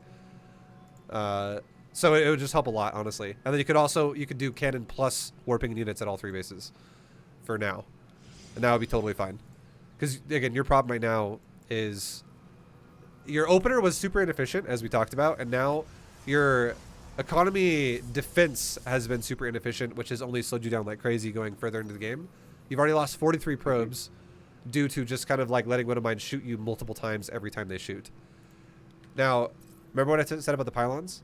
So you kind of are doing to a degree what I recommended. You're just not really doing a whole lot of it. You have like a couple units, like you're doing it to a degree. Okay, just keep doing that, and it will definitely help you. But you started also doing it after the Widow Mines are kind of over now as well. But imagine if you had a pylon right here, right? What if you had if you're gonna scatter your army? Imagine a pylon being here right now, and you would see these medevacs all flying over it. That's definitely a sign. This is either a doom drop or it's an army coming behind it soon. And now you'd be like, our army is under attack, or our base is under attack, and your pylon would be getting killed by a bunch of marauders and marines. And you would have enough time after seeing these medevacs, like you saw those medevacs probably like 5 seconds ago, and you could have seen this like right now. you could easily regroup your army and be like, hey guys, get over here right now. Everybody come back to the front of my base. We're about to get attacked. And if you have no detection at all, if you have no sight or vision of this area, you're not going to react to it until it's already hitting your base. And now that it's already hitting your base, if you tell your army at this point now to attack it, you're going to be fighting this Terran player with his full army with like 3/3 of your army, because your first third is already what's here and it's just going to die. Your second third is going to be like what's in the natural and what's coming from like the fourth base, because it's gonna probably group up around here and then engage, and then hopefully it does well. But if it gets overpowered as well, then finally the last round units from your main base are going to engage afterwards again. You're just going to have a bunch of scattered army units engaging at different points in time, which is not going to be ideal for you. It's going to increase the chances you're going to die heavily.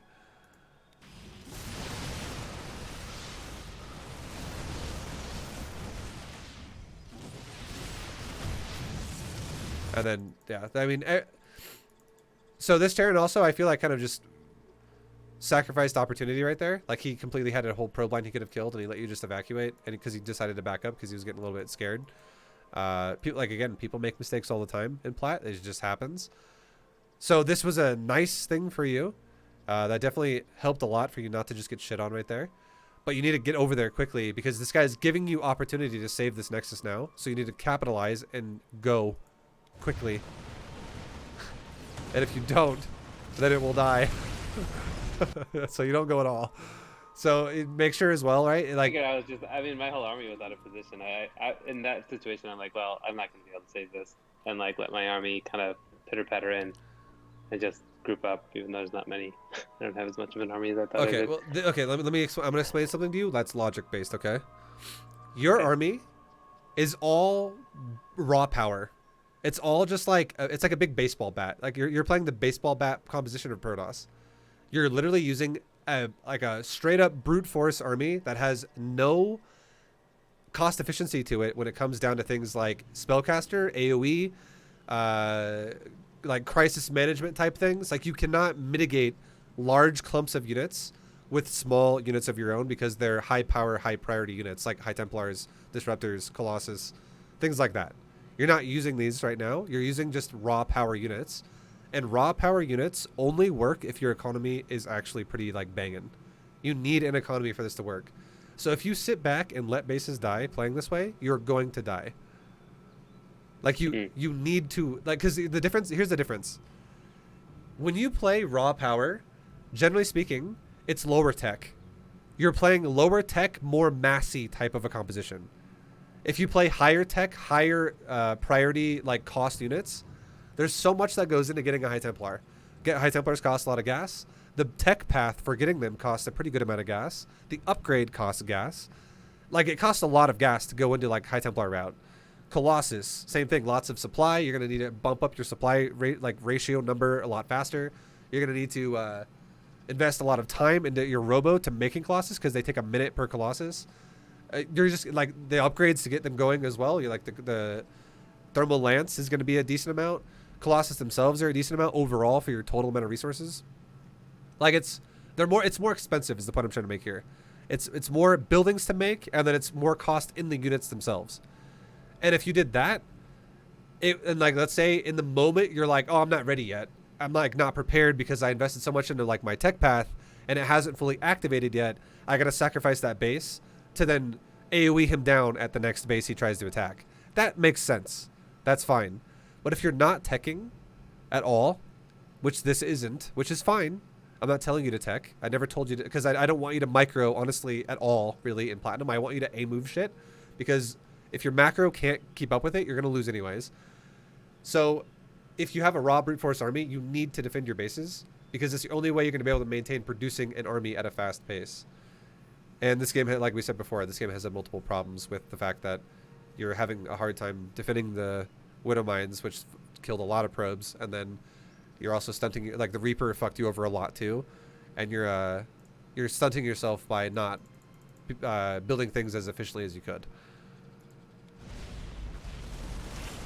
So I should have just moved that area when they were coming, like right there. You should have had some. So in the future, I want you to have some type of defense. If you're gonna scatter your units, You need to have some type of a warning before the guy gets to your base. Something. An observer, a pylon, something has to be out there. A zealot. And you need to know, oh, he's attacking my base from this direction because he just walked over my tripwire. That way, when he does get there, you don't have to fight with like 5 or 6 units out of like 20. And then have the other guys go, well, fuck it, let's sack the base now. You want to make sure that you can group your army up to take a real fight when he takes a fight. You do not want to scatter your shit once he pushes you. That is so important that you do that way, because you'll never win otherwise. But even though the way this went, where you didn't have a pylon, I would have said you should have pushed him the second he let your probes run away. So he pushes you right here, right? This Terran should have immediately stemmed forward and ran into your probe line and killed all your probes. 100% he should have done that. He had, like right now, he has every means to do that. And then he pulls back and lets you evacuate. The second he did that, you should have immediately fucking went over there and tried to save your shit right now, because your army is actually pretty large. You have, you're like grouping everything up to right now. It's all getting together. You have 4 mortals, 15 stalkers, and a sentry. You could pop a guardian shield, and you could also fight him in a concave along the side of your nexus right here, like in this area, on the left side of your nexus. This is very doable to, and the thing is what if he focus fires your nexus while you're killing him? Well, then you get a lot of free damage on his army while he tries to kill your economy, and then it opens him up to maybe getting counterattacked, possibly. Again, that's a concept that doesn't really apply to you that much yet, because again, this is just like BDG plat stuff. But in general, if you just let this base die, what are these probes going to do instead? Your 3rd base is already oversaturated. You can send them to your 4th base, right? But it doesn't exist. The other one doesn't exist. So you're behind. You're down a base now, and you're now going down to 3 base Protoss versus 5 base Terran. So you're super behind as well if you just let it die. And the biggest thing I want you to understand is, this is where so many people get so confused about StarCraft. The game at this point right now shouldn't even look like this, because there's no reason why you should have to lose 46 probes at the start of the game.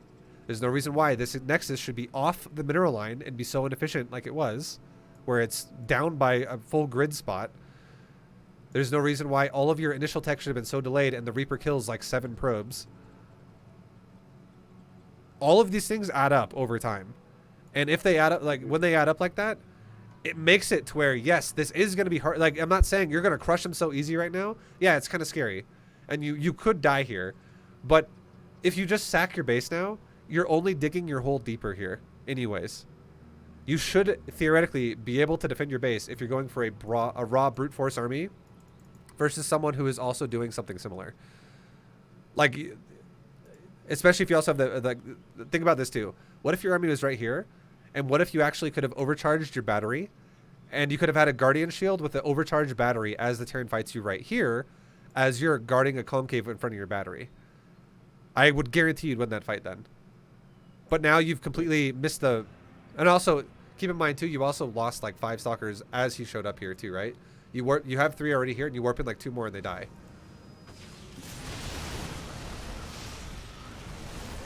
Or you lost 3. You lost 3 out of 5. Those other 3 stalkers could have helped too. That's another 6 supply. There's a lot of things that could be happening here in your favor, and it's just missed opportunities for you. And like another thing too that would be massively in your favor is this Terran doesn't even have combat shield upgrades, which means all of his Marines have 10 less hit points than they should. That's fucking massive. That's very, very, very good for you in terms of like how well this fight could go for you. But yeah, it's just sacking the base is definitely, it's like putting a nail in the coffin here for you. It's not gonna go well, because you're gonna like see what's happening now is you're taking the fight either way now. And I would actually say the fight that's about to happen now is actually even worse than the fight that could have happened here, just by chance. And the reason why is because you're going to be engaging in a very tiny choke point. If he drops his Marines and Medevacs, Marines and Marauders out of the Medevacs right here, right now, and he guards the top of the ramp, you are going to have such a bad fight. Yeah, the concave is massively in favor of the Terran. And if you don't take the fight, your whole base dies. Okay, then he kind of comes down the ramp. So he kind of like reverses the situation to where he takes the bad concave.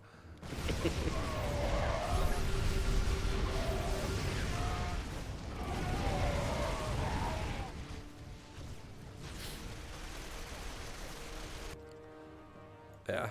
And then stuff like that too, right? Like the Viking. I think it's just this. There's nothing I can tell you that is going to make you have better minimap awareness. It's just something that you have to experience and get better at. Like, obviously, I can recommend you to do things like make sure you keep looking at the minimap, keep tabs on it. Make sure it's like something you at least check with, like you have like a mental note in it to where your peripheral at least like kind of has a bit of an aspect of like keeping an eye on the minimap to a degree. Especially for things like our probes are under attack and big red flashes going off.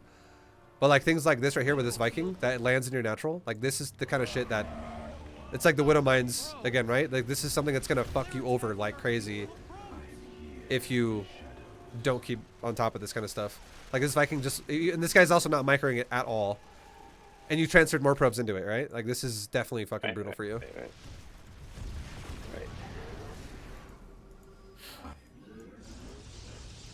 You know, despite all this, well, I guess you understand more. Huh? Sorry, say that again. I was gonna say I was just looking at like I'm still maintaining like similar income as him, and despite like just yeah. No, I mean you have a lot of the B2GM concepts down, honestly. Like you've lost 68 probes and you are only down by 3 probes. Like that's good. That's very good.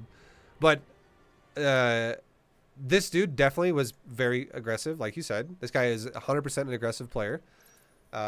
This guy is all constantly trying to kill your probes over and over and over and over and over and over. But for you now, it's going to come down to you need to start taking another step into not only making your economy but also maintaining your economy. So, like for instance, a perfect way to explain that was the start of the game, the first 2 minutes of the game.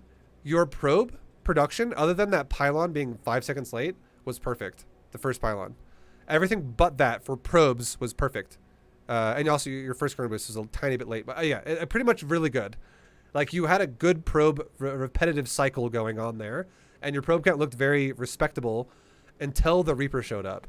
And then your Stalker, on the other hand, was very fucking delayed by like 40 seconds or something like that. It was super delayed. Because your core was like 20 seconds by itself. And then your, it was more like 30 seconds delayed because your core was like 20 and your gateway pylon was like 10 together.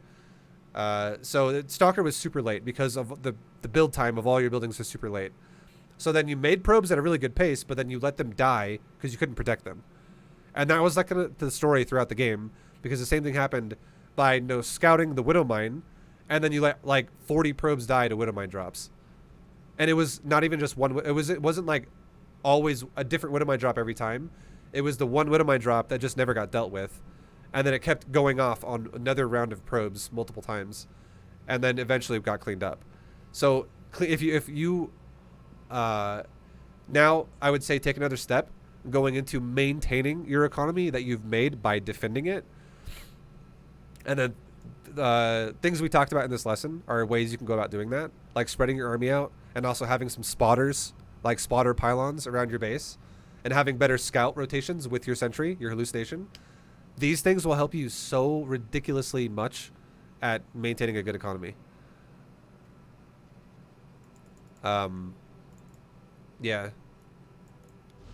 And then, I have to reference it one more time. That Nexus being off, never do that. Like, if you ever do that, if you notice you do that, cancel that shit and do it again. Because it fucking sucks. It's not worth just letting it finish. Ever.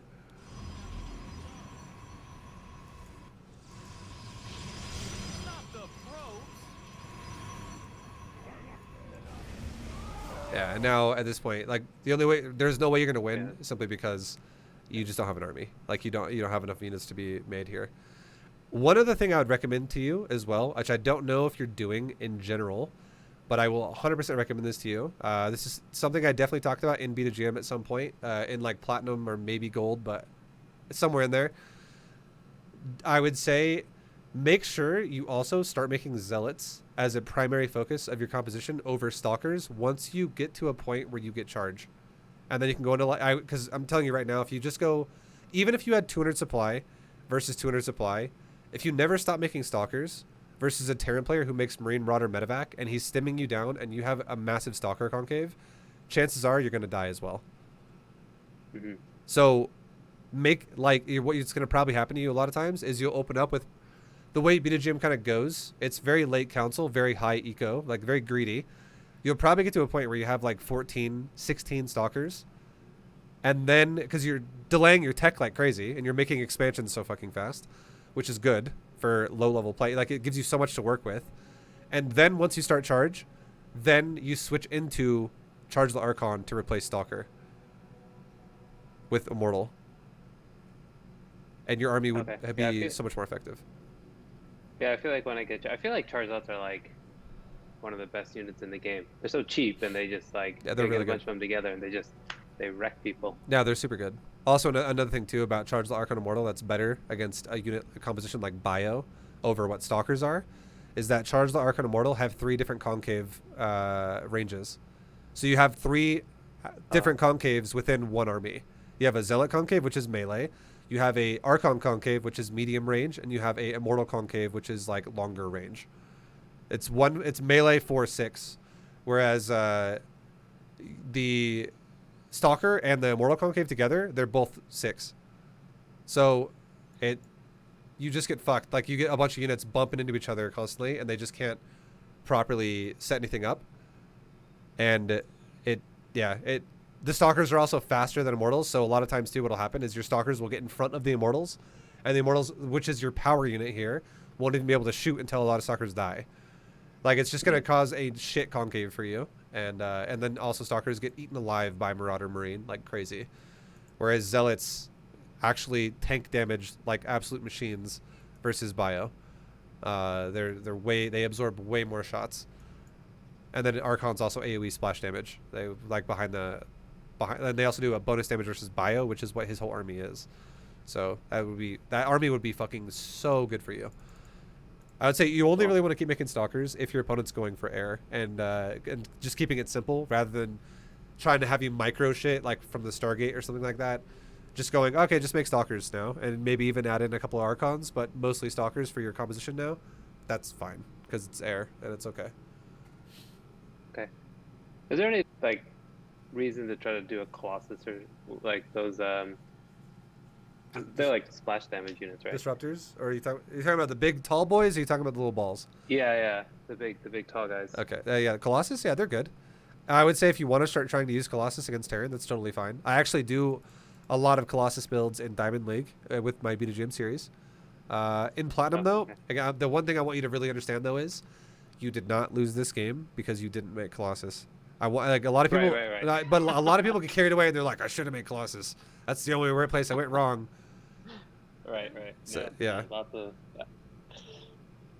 because they're splash, right? Everything, all the other units that Protoss has is all just single, right? Like single unit damage. So you have a few options for Protoss has quite a few splash damage options. You have Archons, which just their auto attack splashes around them, around where the attack hits, it splashes around that target. You have. Oh, actually, I didn't even know that. Yeah, that's why they're really good against what you're. If you had Archons in this composition behind Zealots, it would be fucking smashing the Marines down like pretty hard. And also splashes like air as well. It splashes everything around the auto attack. Disruptors, the when it explodes, it does splash, but it also does friendly fire, so it's very not something I would ever recommend you to use until you're more comfortable with Protoss. A lot of people kill themselves rather than kill their opponents with that unit. You have the Psionic Storm from a High Templar. It splashes. You have the Colossus as well, which does kind of like a thin line of splash and like a horizontal line from its auto attack. And that is honestly it for your splash damage as Protoss. Okay. I didn't realize Archon was splash. That's awesome. Yeah. So, and just trying to get Archon is good. And it's a super A move friendly unit too. It's super easy to use. Right. Cool. All right.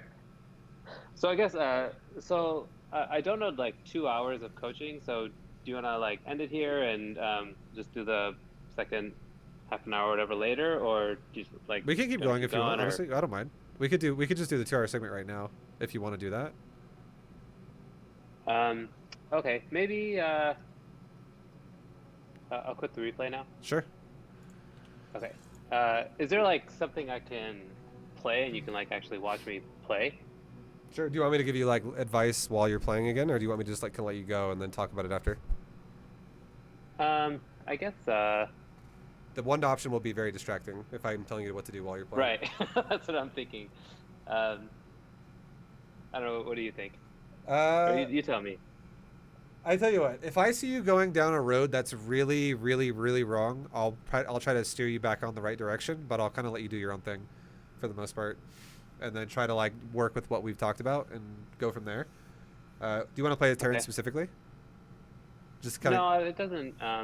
Yeah, it doesn't really matter. Okay. All How right. does it work? Can you watch me do? Does it have to be like a custom? I Do you mean, have to okay, do like a so custom match if you against? want, we could do this too. Rather than Uh-huh. having to get someone that's from the stream, which we could do that route as well, you could just go into Discord because we have a private call right now. You could do share screen, so I could watch your StarCraft perspective, and I could, if you just, all you gotta do is share your screen on StarCraft, then I can watch it. It's similar to what I did for you when I was coaching, and like I'm showing you how I was watching the replays, and then I could watch you play a ladder game essentially, if you want to do that too. But Yeah. if your The computer only. if your computer is shit though, it might look awful if I watch you do a private stream on Discord. Sure. Okay. I guess we can try. The only issue is like the audio. Because you can't hear me if I have Discord and Well, are you on your StarCraft on phone the same. or something? I'm talking to you on my phone and then I'm playing on my computer. Yeah. Uh, so, Technology at its best. I mean, if you're talking to me on your phone, I should be able, like, if your voice should still go through then, right? Oh, so okay, I can do Discord both on my phone and this thing. No, okay. Do not. Okay, so yeah, you can open up two Discords. You can do a private stream on your PC, because if you private stream your phone, it's not connected to StarCraft, and you can't actually, because you're not on StarCraft on your phone. So you have to basically Right. you have to be in the application for Discord to recognize it on the device you're using, right? So your PC is on StarCraft right now because you were just watched the replay together. So that's the only way it will recognize StarCraft is something it can stream, is from your PC. So you can stay on Discord on your phone with me and then do a private stream on your PC. You can be in Discord Okay. on the same account as well on multiple devices. I do it all the time with my phone and my PC. Okay. So I just logged in Discord on my computer. What do I do?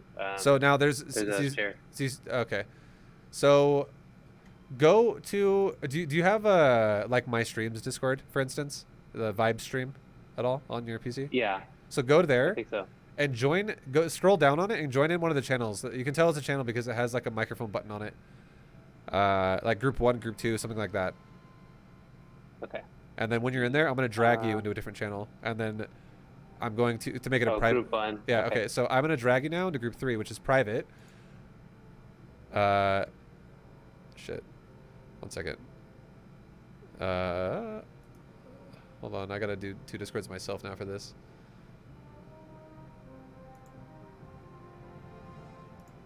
Okay. So yeah, I see you in there now. And now what I'm going to do is one sec. I gotta make another Discord myself now really fast. Because if I join that channel, I'll leave this private call.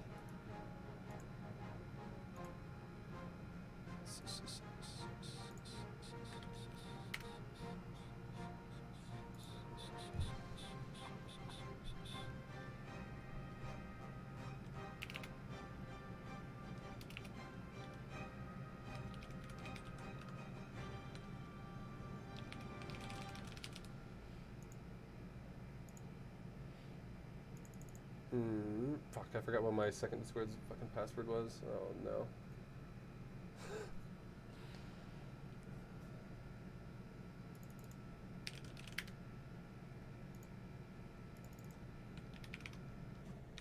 Should we do a voiceover like something else? I mean, we could do that too. I could just make an account as well, though, really fast. Either way works. Okay. Like over WhatsApp or whatever. Hold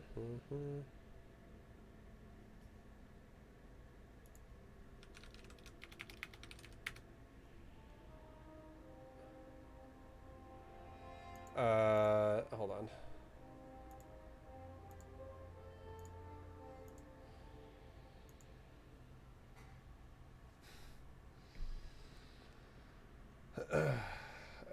So I can hold on.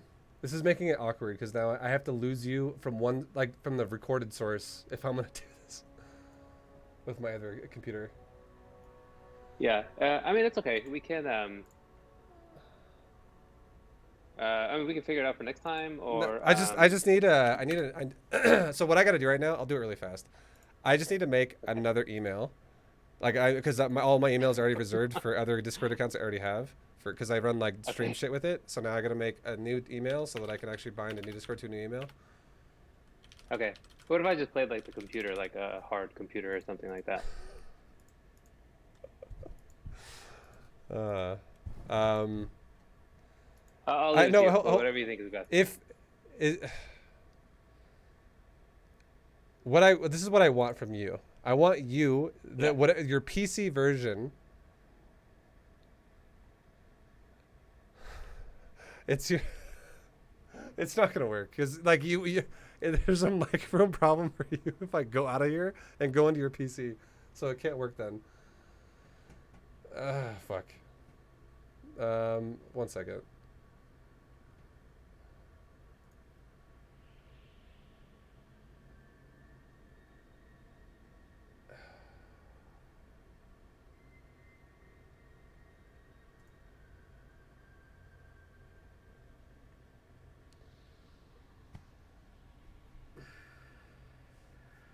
Like I can think of a way to do this already.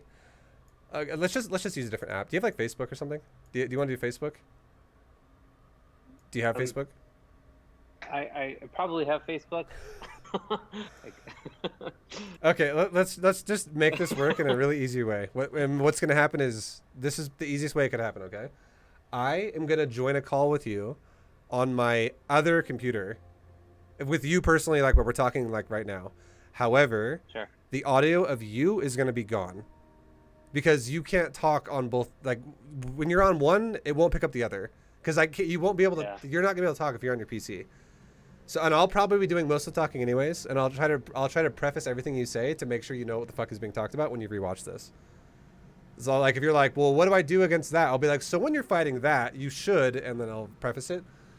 But I can do 2 accounts right now, so I'm gonna leave the call with you privately and join you on my other computer, and the whole stream will still be able to hear you, because, or no, I mean the whole stream will still be able to hear the conversation between us because it'll be me talking still. And then I'll be able to watch you with the visuals on the fucking screen, because otherwise I can't do that with both, because you can't do both on one, and I have to join you with 2 different accounts. So like one way this has to work. It sounds confusing, but watch this. In top right in Discord right now, do you see in my streams Discord? Do you see a little Vibu Gecko thing called Vibu Music? Do you see that? Yeah. That's me as well. I want you to message that right now.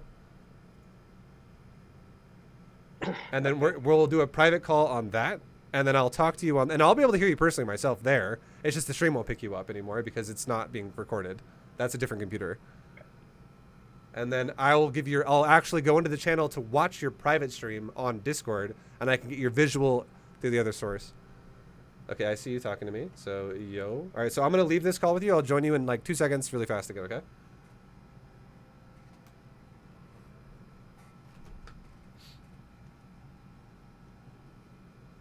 Okay.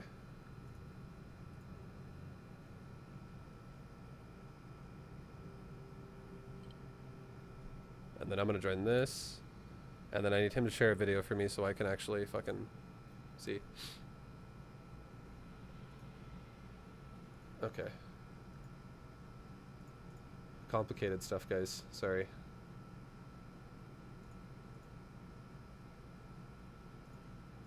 Hello, hello? Can you hear me? I see my mic lighting up when I'm talking. Can you hear me right now?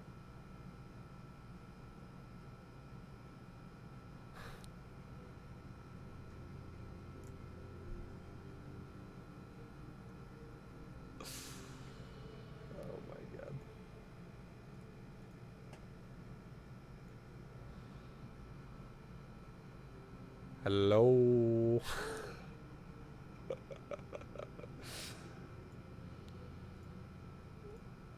Yo, Akala, can you hear me?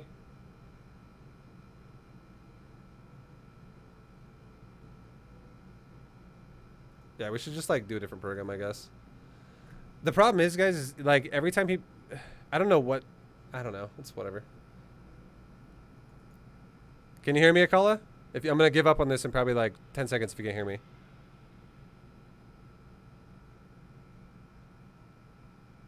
I can hear you. Okay, so I can't hear you now. Your mic is not working anymore in this area. No bueno.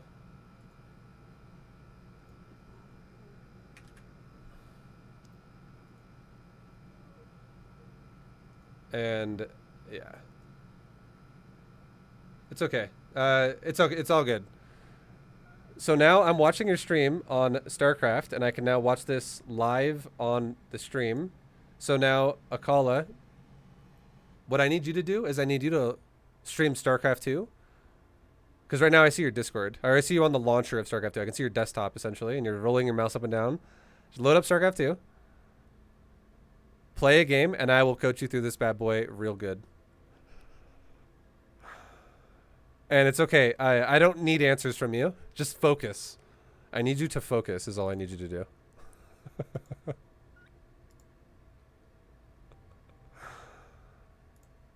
Okay. So I'm putting this on screen now for everybody to see. You can maximize it. Can you not? Or there you go. I was like, where the fuck? You can't double click into it. The stream looks fine so far, honestly. Yeah. Okay, good luck, dude. Let's see how it's going for you, okay? I'm gonna kind of give you a little bit of a walkthrough here again. I'll try not to talk too much. I'll just try to keep you on the path of success, okay? I'll help you, try to help you do that.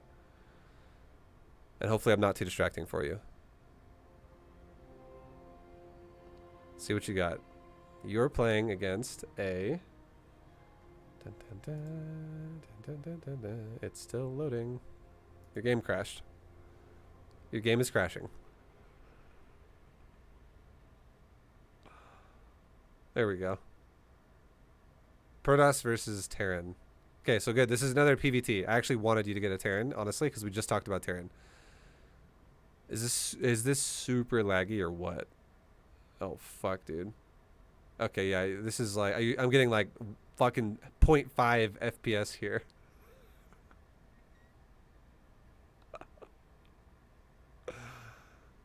All right. Well, I'm not gonna lie, dude. I really can't coach you like this.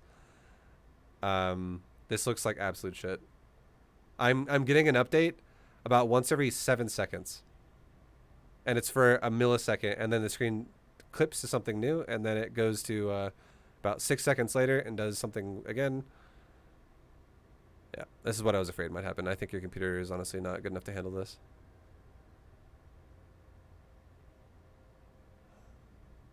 Good luck in your game. Double pylon, it's already fucking up.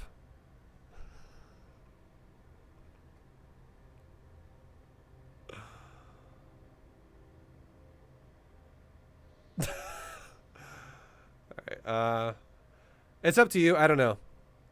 If you want to, I'm telling you right now, I cannot coach you like this. If you want me to coach you with someone else, I would recommend probably leaving this game. I know it sucks because it's MMR, but I could do it with a custom game with you with someone. I could just watch the game itself.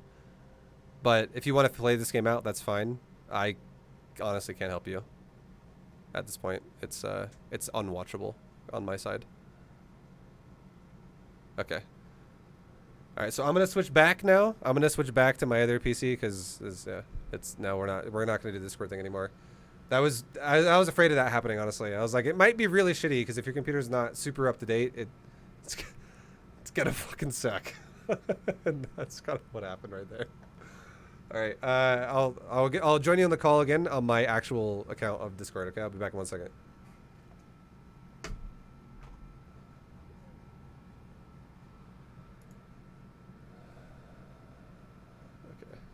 leave call. Call over here. What did I miss? You didn't miss much. Hello, hello.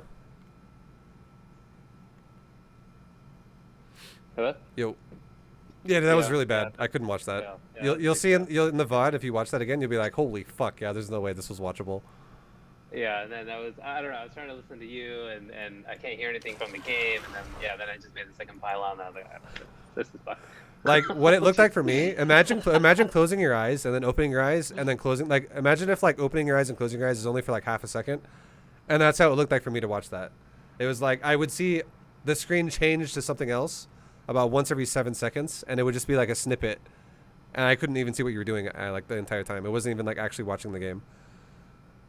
Yeah, it was super late too, because I was like playing for like 10 seconds when you were like, all right, cool, Terran. Yeah, I couldn't even see the fucking game. I was like, yeah, too far behind. All right. So I just made a game, guys. We need if there's a gold or like most preferably a platinum Terran out there. You guys are, if anyone is a platinum Terran that wants to help me with this coaching lesson, and if we can't get a Terran, I will accept Protoss or Zerg as well. But if you guys are able to do that, let me know. Log in, and you can either send me a message on the GM list, or you can just join my group chat or join. Another way you can do it is just get on and /join space Vibu. That's another way. Super easy peasy. If you can do any of these and message me, and you are of the platinum range, that'd be perfect. And then I'll get you in the game too, Hindu. Are you still on StarCraft right now? Yeah, I'm booting it back in. Okay. So that first pylon, it's supposed to go outside the gas. That's where you want it? I want you to put your first pylon touching the gas, like connected to the gas, on the side that goes towards the wall of your base, not towards your nexus. Again, you're trying to wall the wall to the gas, not the nexus to the gas. So don't put your pylon on the inside of the gas where the nexus is, because that means you're walling the nexus to the gas then. Wait, sorry, say that one more time. Put your pylon on the outside of the gas connecting to the wall. You want the gas connected to the wall, not the gas connected to the nexus. Okay. Okay. So yeah, like the pylon should be part of the wall that connects the gas to the wall, not part of the wall that connects the gas to the nexus. And the way you keep putting your pylon before that, or like the one I saw in the replay of, well, we just coached for a while, that was connecting to the nexus. I had a couple people say they can. Colton Michael is a diamond player, but I'd prefer a platinum if possible. What about a gold 1 Zerg? Maybe. Is there any platinum 1 Protoss here if that's useful vibe? Okay, he's my new boy. So where a top at is who we're going to use if I can't get anyone else, but I prefer a Terran. I want a Terran if possible, because we just coached Terran all day today. Are you a Garrett? Are you like? Would you say you're like about a platinum level Terran? Honestly.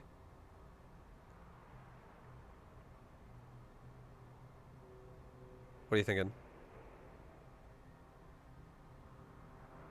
Plat right now. Okay. I'll use you. Let's do you. And then Hindu is right there. I'll make myself a referee. All right, Hindu. Pressure's on. Now we can actually see the game. Okay.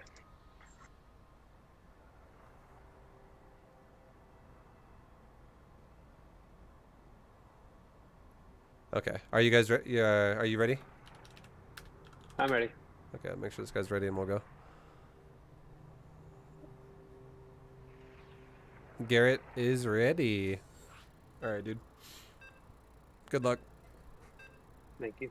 Anyway, I'll try not to talk to you too much because I know it's going to distract the shit out of you if I do. I'll just, I'll talk when I see you doing something that's like way off, and I need that's like you should get back on track, kind of stuff.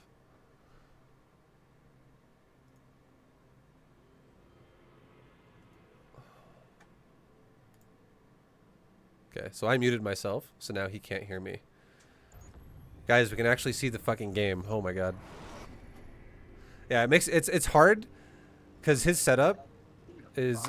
Are you watching me on stream still? Actually, I can't tell if I hear myself. No, I thought I heard myself on his thing really fast. But his setup is a little bit scuffed.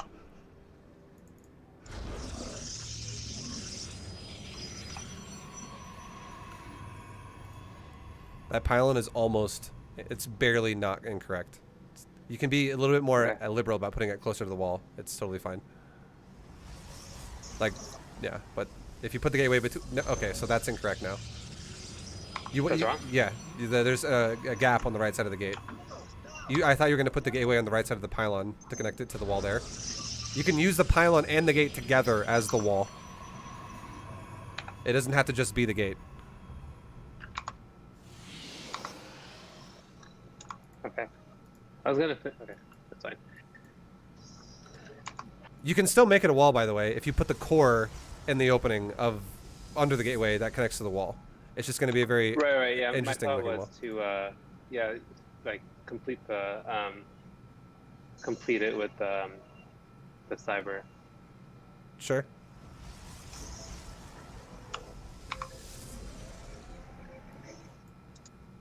Okay, so I don't see an expansion, and I see some barracks. Make your nexus more important. Make your core. You must place that in a power. Ah, okay. So that's also not a wall right now. Right. There's a corner to corner gap. That's the corner red thing. Actually, it might. Hold on, it's hard to say. It's actually kind of hard to tell if that's a wall or not. I think it's not though.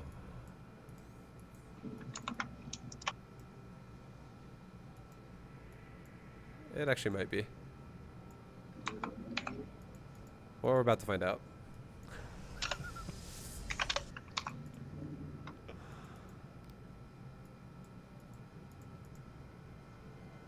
Make sure you make your second pylon. If you don't make that... Damn it. Yeah. God damn it. God damn it. Well.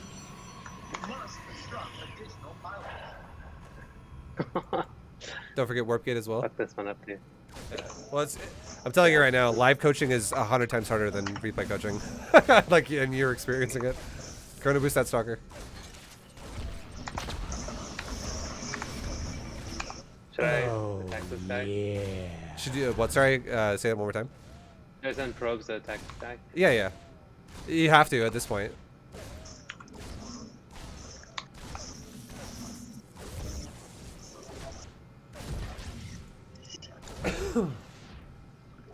Yeah, so this is, and then fix your Nexus rally off the gas, and try to fix your economy again. Reprioritize your mineral line first before gas now. Otherwise, your economy is going to be awful. Chrono boost your Nexus, both of them. And this is the same spot you were in last game, so yeah, it's super rough from the start.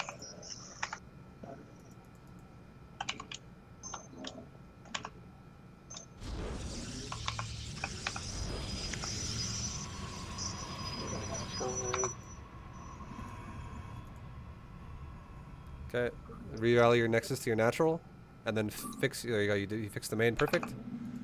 And keep pumping as much as you can. I would say get your natural a little bit more protected and scout with your sentry.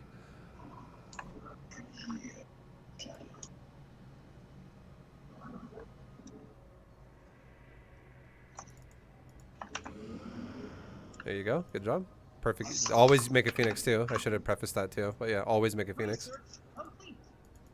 Our pylons under attack. Okay, keep making probes. Make sure you don't select alarmy with the phoenix.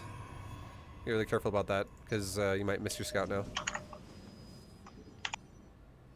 Watch your stalkers running mid map. Make sure they come back.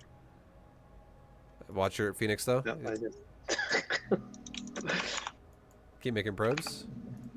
Okay, make it probes. Okay, we're okay. Okay, no scout though. So no scout. Okay. Yeah, it's gone now. Just try again next time when you have it. And then take your get ready to take your third. You already are. That's fucking perfect. I mean, it's super late though because of the damage you took, but the idea is correct. So props for that. Unacceptable warfare. Not enough minerals. Minerals now. And then take your gas as well at your natural and keep making your units like unit priority first, then gas right after. Okay. Not enough minerals. And then pylon again when you can. So because you're gonna get close to blocking again soon, and then immortal when you can as well again. So probably immortal first and then gas.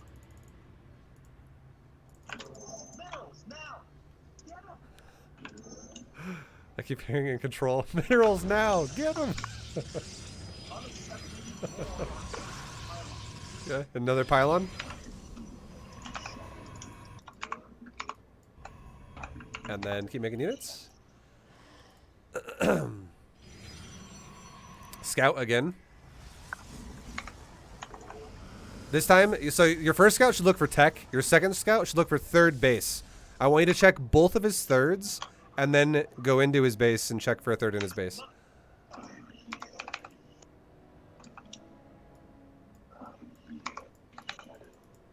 Keep making units, keep making immortals and stuff.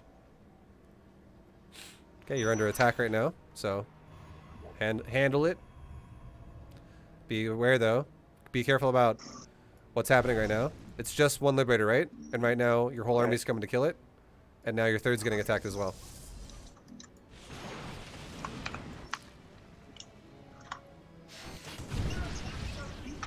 Keep making probes.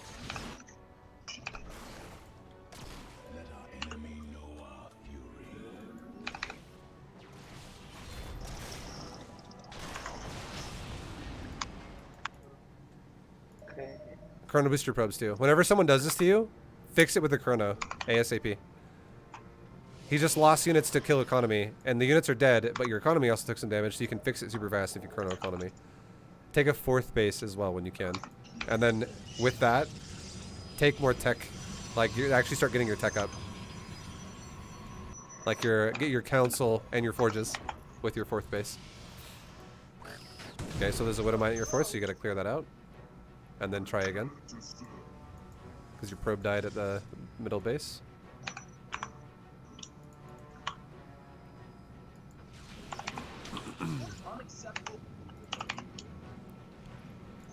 Okay, I would say get like maybe 2 more pylons in your main so you can have a lot more building area to use. Because like maybe in like the big open area. That's not being utilized. Because it's going to be hard to throw gateways down, which you need to throw down soon. But first take your fourth and keep like... Fix your 3 base, get your gas, keep making your probes, don't stop making probes. Fix any problems of your economy that you have, like your natural mineral line and your main mineral line.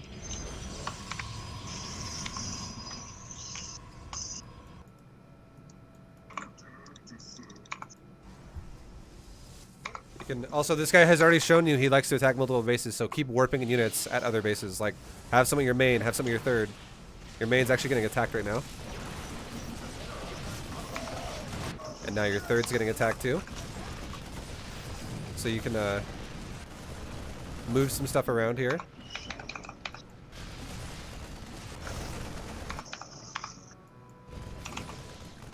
Watch your third. Keep making probes.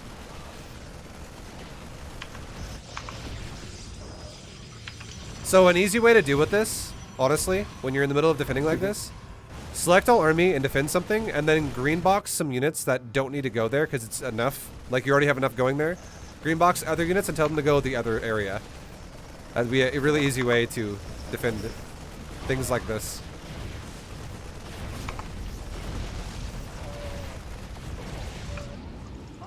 Okay, keep making probes, keep chrono boosting because you just lost a shitload.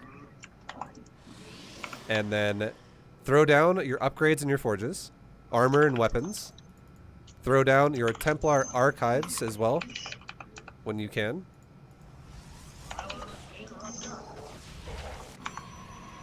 So you can get ready to start making Archon. And now that you should also start charging your council and start making zealots. So zealots and probes and immortals are what you're making now. Keep making probes. Big time. Fix your natural a little bit. Fix your third base a little bit. And then get ready to saturate your fourth.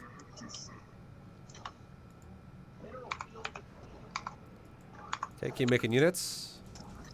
Start your charge when you can. And if you don't have enough minerals, also stop making stalkers. No more stalkers. Make Okay. zealots. If you have a lot of gas, make archons, and if you have a lot of minerals, make zealots, and then always keep making immortals.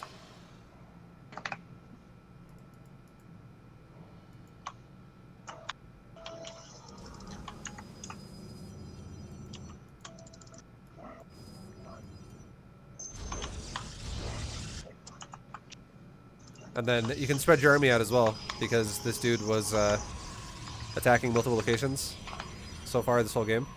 And now he's dropping over towards your main, it looks like, again, as you saw.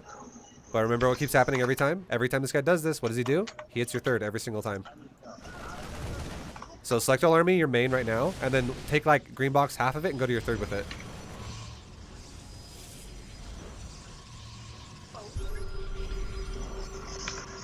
And if you don't grab half of it, just warp in stuff at the base that has less units that you need to go there. So like your third base could use a warp in.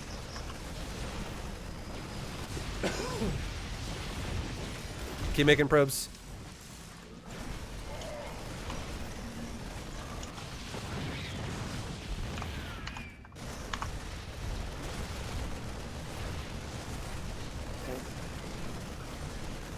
Attacking our cute little pony. The base is under attack.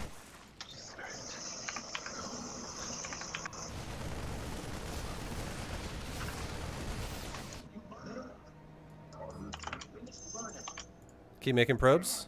This is annoying for sure, but as long as you keep making probes, you can still make it out of this. And retake that nexus that just died. When you can.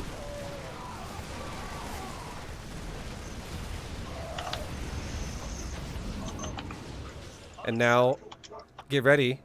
He's probably gonna do it again to you soon, I would imagine. So, split your army. Like you can right now take like half your immortals and send them to one side of your base, and leave the other half at like your third. And keep making units. Keep making immortals. Keep making archons now. Archons would be huge here. You have 3,000 gas. And keep getting armor and weapons on your forges. Also, start chrono boosting. All chrono boost now goes to forges and robo. He needs cannons and batteries. I do want him to make cannons and batteries, but he's not actually spending his money on his gateways yet, so it's kind of not necessary. If you ever are making static D when you're not even making it inside of your production, it's not a good idea. He's struggling to keep up right now. You can't warp it. Unacceptable warp location. Not enough minerals. Keep making keep making your upgrades in your forges. Chrono boost them as well. Minerals now. And there are widow mines at your. Okay, there's actually widow mines at both your bases. And now, looks like Terran is setting up on your fourth base, so that's a huge defense you need to take right now.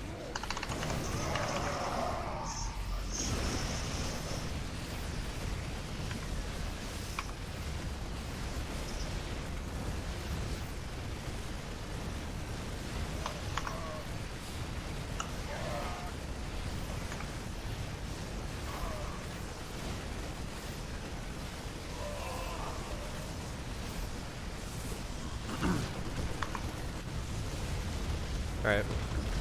This is a good effort, honestly. Good effort.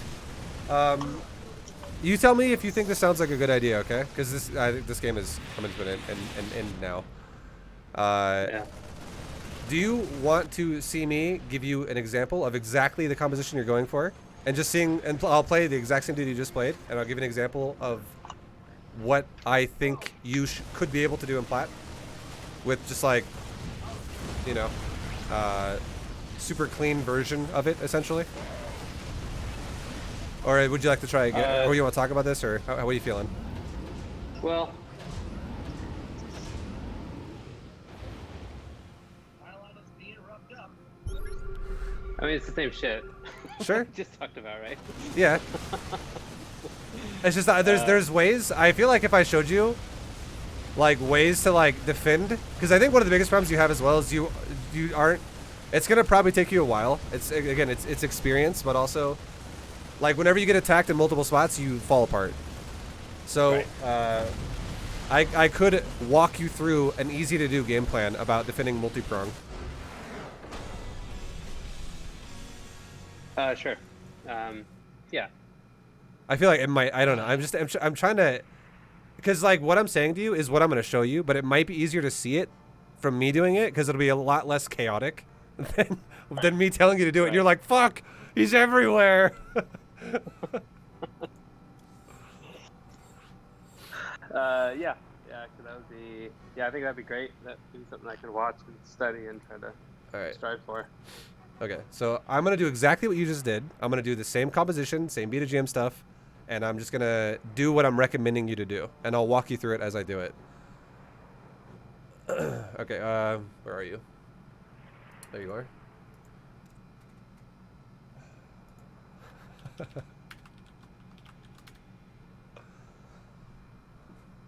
Okay, are you ready? Yeah. All right, ready? I'm asking Garrett if he's ready really fast.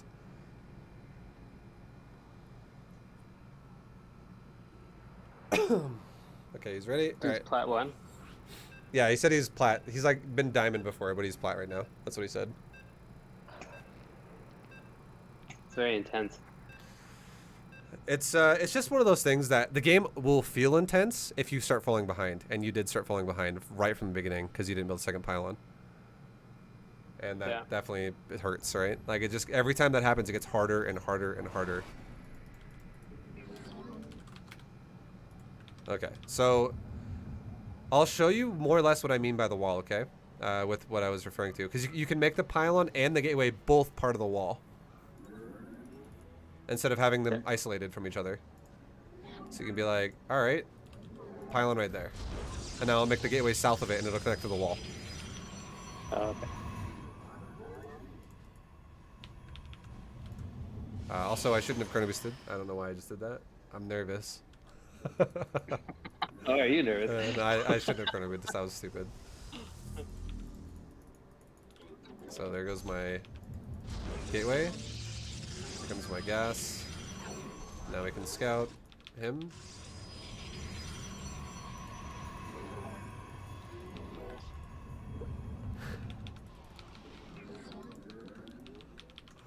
Okay, and then we'll be taking our five. You're bad. I know. Sorry.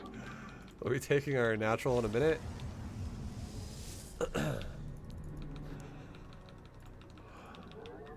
Okay, now we're gonna rally our nexus to our natural at 19 supply. Get another probe queued up. Scout his base. No nexus yet, or no command center yet, but it's normal because we don't have our nexus down. Gateway's finishing around the same time as his barracks. Looks pretty similar. We see one gas. It's mined about 60. So we're all good to go. Okay, and there's the core. The core doesn't matter where I put the core, honestly, because we already have the wall anyways from the pylon and the gateway. Okay.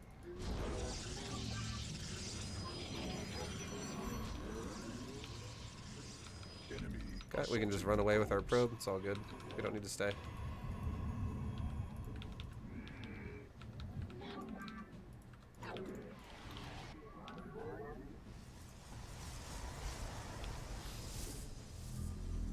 And now his Reaper should be like starting to run to my base right now, and I already have a chrono boosted stalker coming out of my base right now. Okay. So as his Reaper gets into my base, in theory, generally like every map how this should go, pretty much on every map how this should go is as the Reaper gets in my base and starts shooting at my probe, my stalker comes out of that gateway and pushes the Reaper away. So he just got to my natural and my stalker popped out. So if he would have went to my main, he'd be hitting my probes like right now and I would push him away.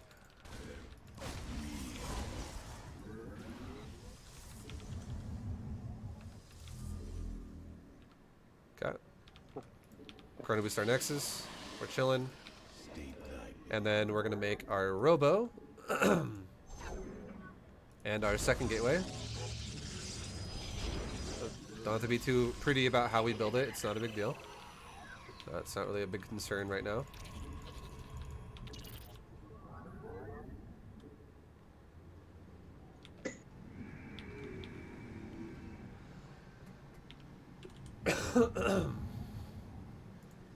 Okay, let's go ahead and build a pylon in like the bottom right of my base, so it again helps spot for potential future drops. We'll do another one in top left of my main in a moment. My sentry's about ready to scout. Now watch how I scout this. I make it, I then go towards his third, shift back behind his natural, shift into his main in like the mineral line. So I'm gonna get a nice good read and I'm gonna avoid the bunker, which he most likely has. Okay, I'm gonna get a probe ready to go to take my third base. Warp gate's done, so now we can make a couple more stalkers now, all at once with the warp gate. We're making our nexus at our third. Get our warped in stalkers. Now, what is my scout seeing? I'm seeing a engineering bay. I see a reactored factory with a starport that just finished. I see a stim pack upgrade coming, marines, and that's it so far. So that Phoenix was also basically going to expire anyway, so we're all good.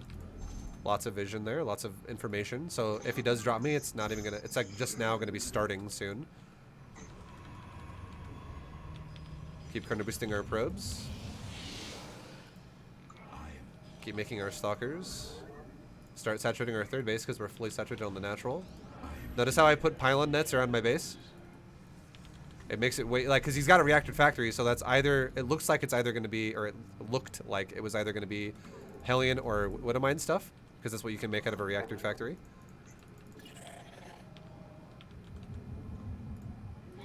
Okay, we can make another pylon to the bottom right of our third. That way we can spot again for drops rather than stacking pylons all in the middle. I see a Reaper at my fourth base right now because of that pylon, which is nice.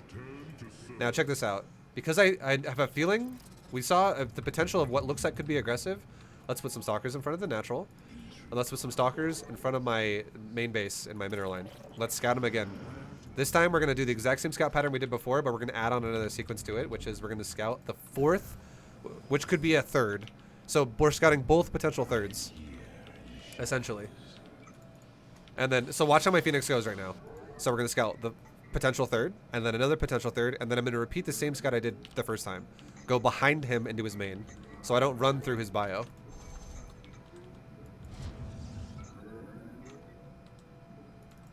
Okay, and now let's go ahead and take another bit. Okay, there's a Reaper attacking me. Let's get some stalkers over there to help. Now we can see on the mini-map, look at this drop in my main, right? You guys in the main, go defend that. Cool beans.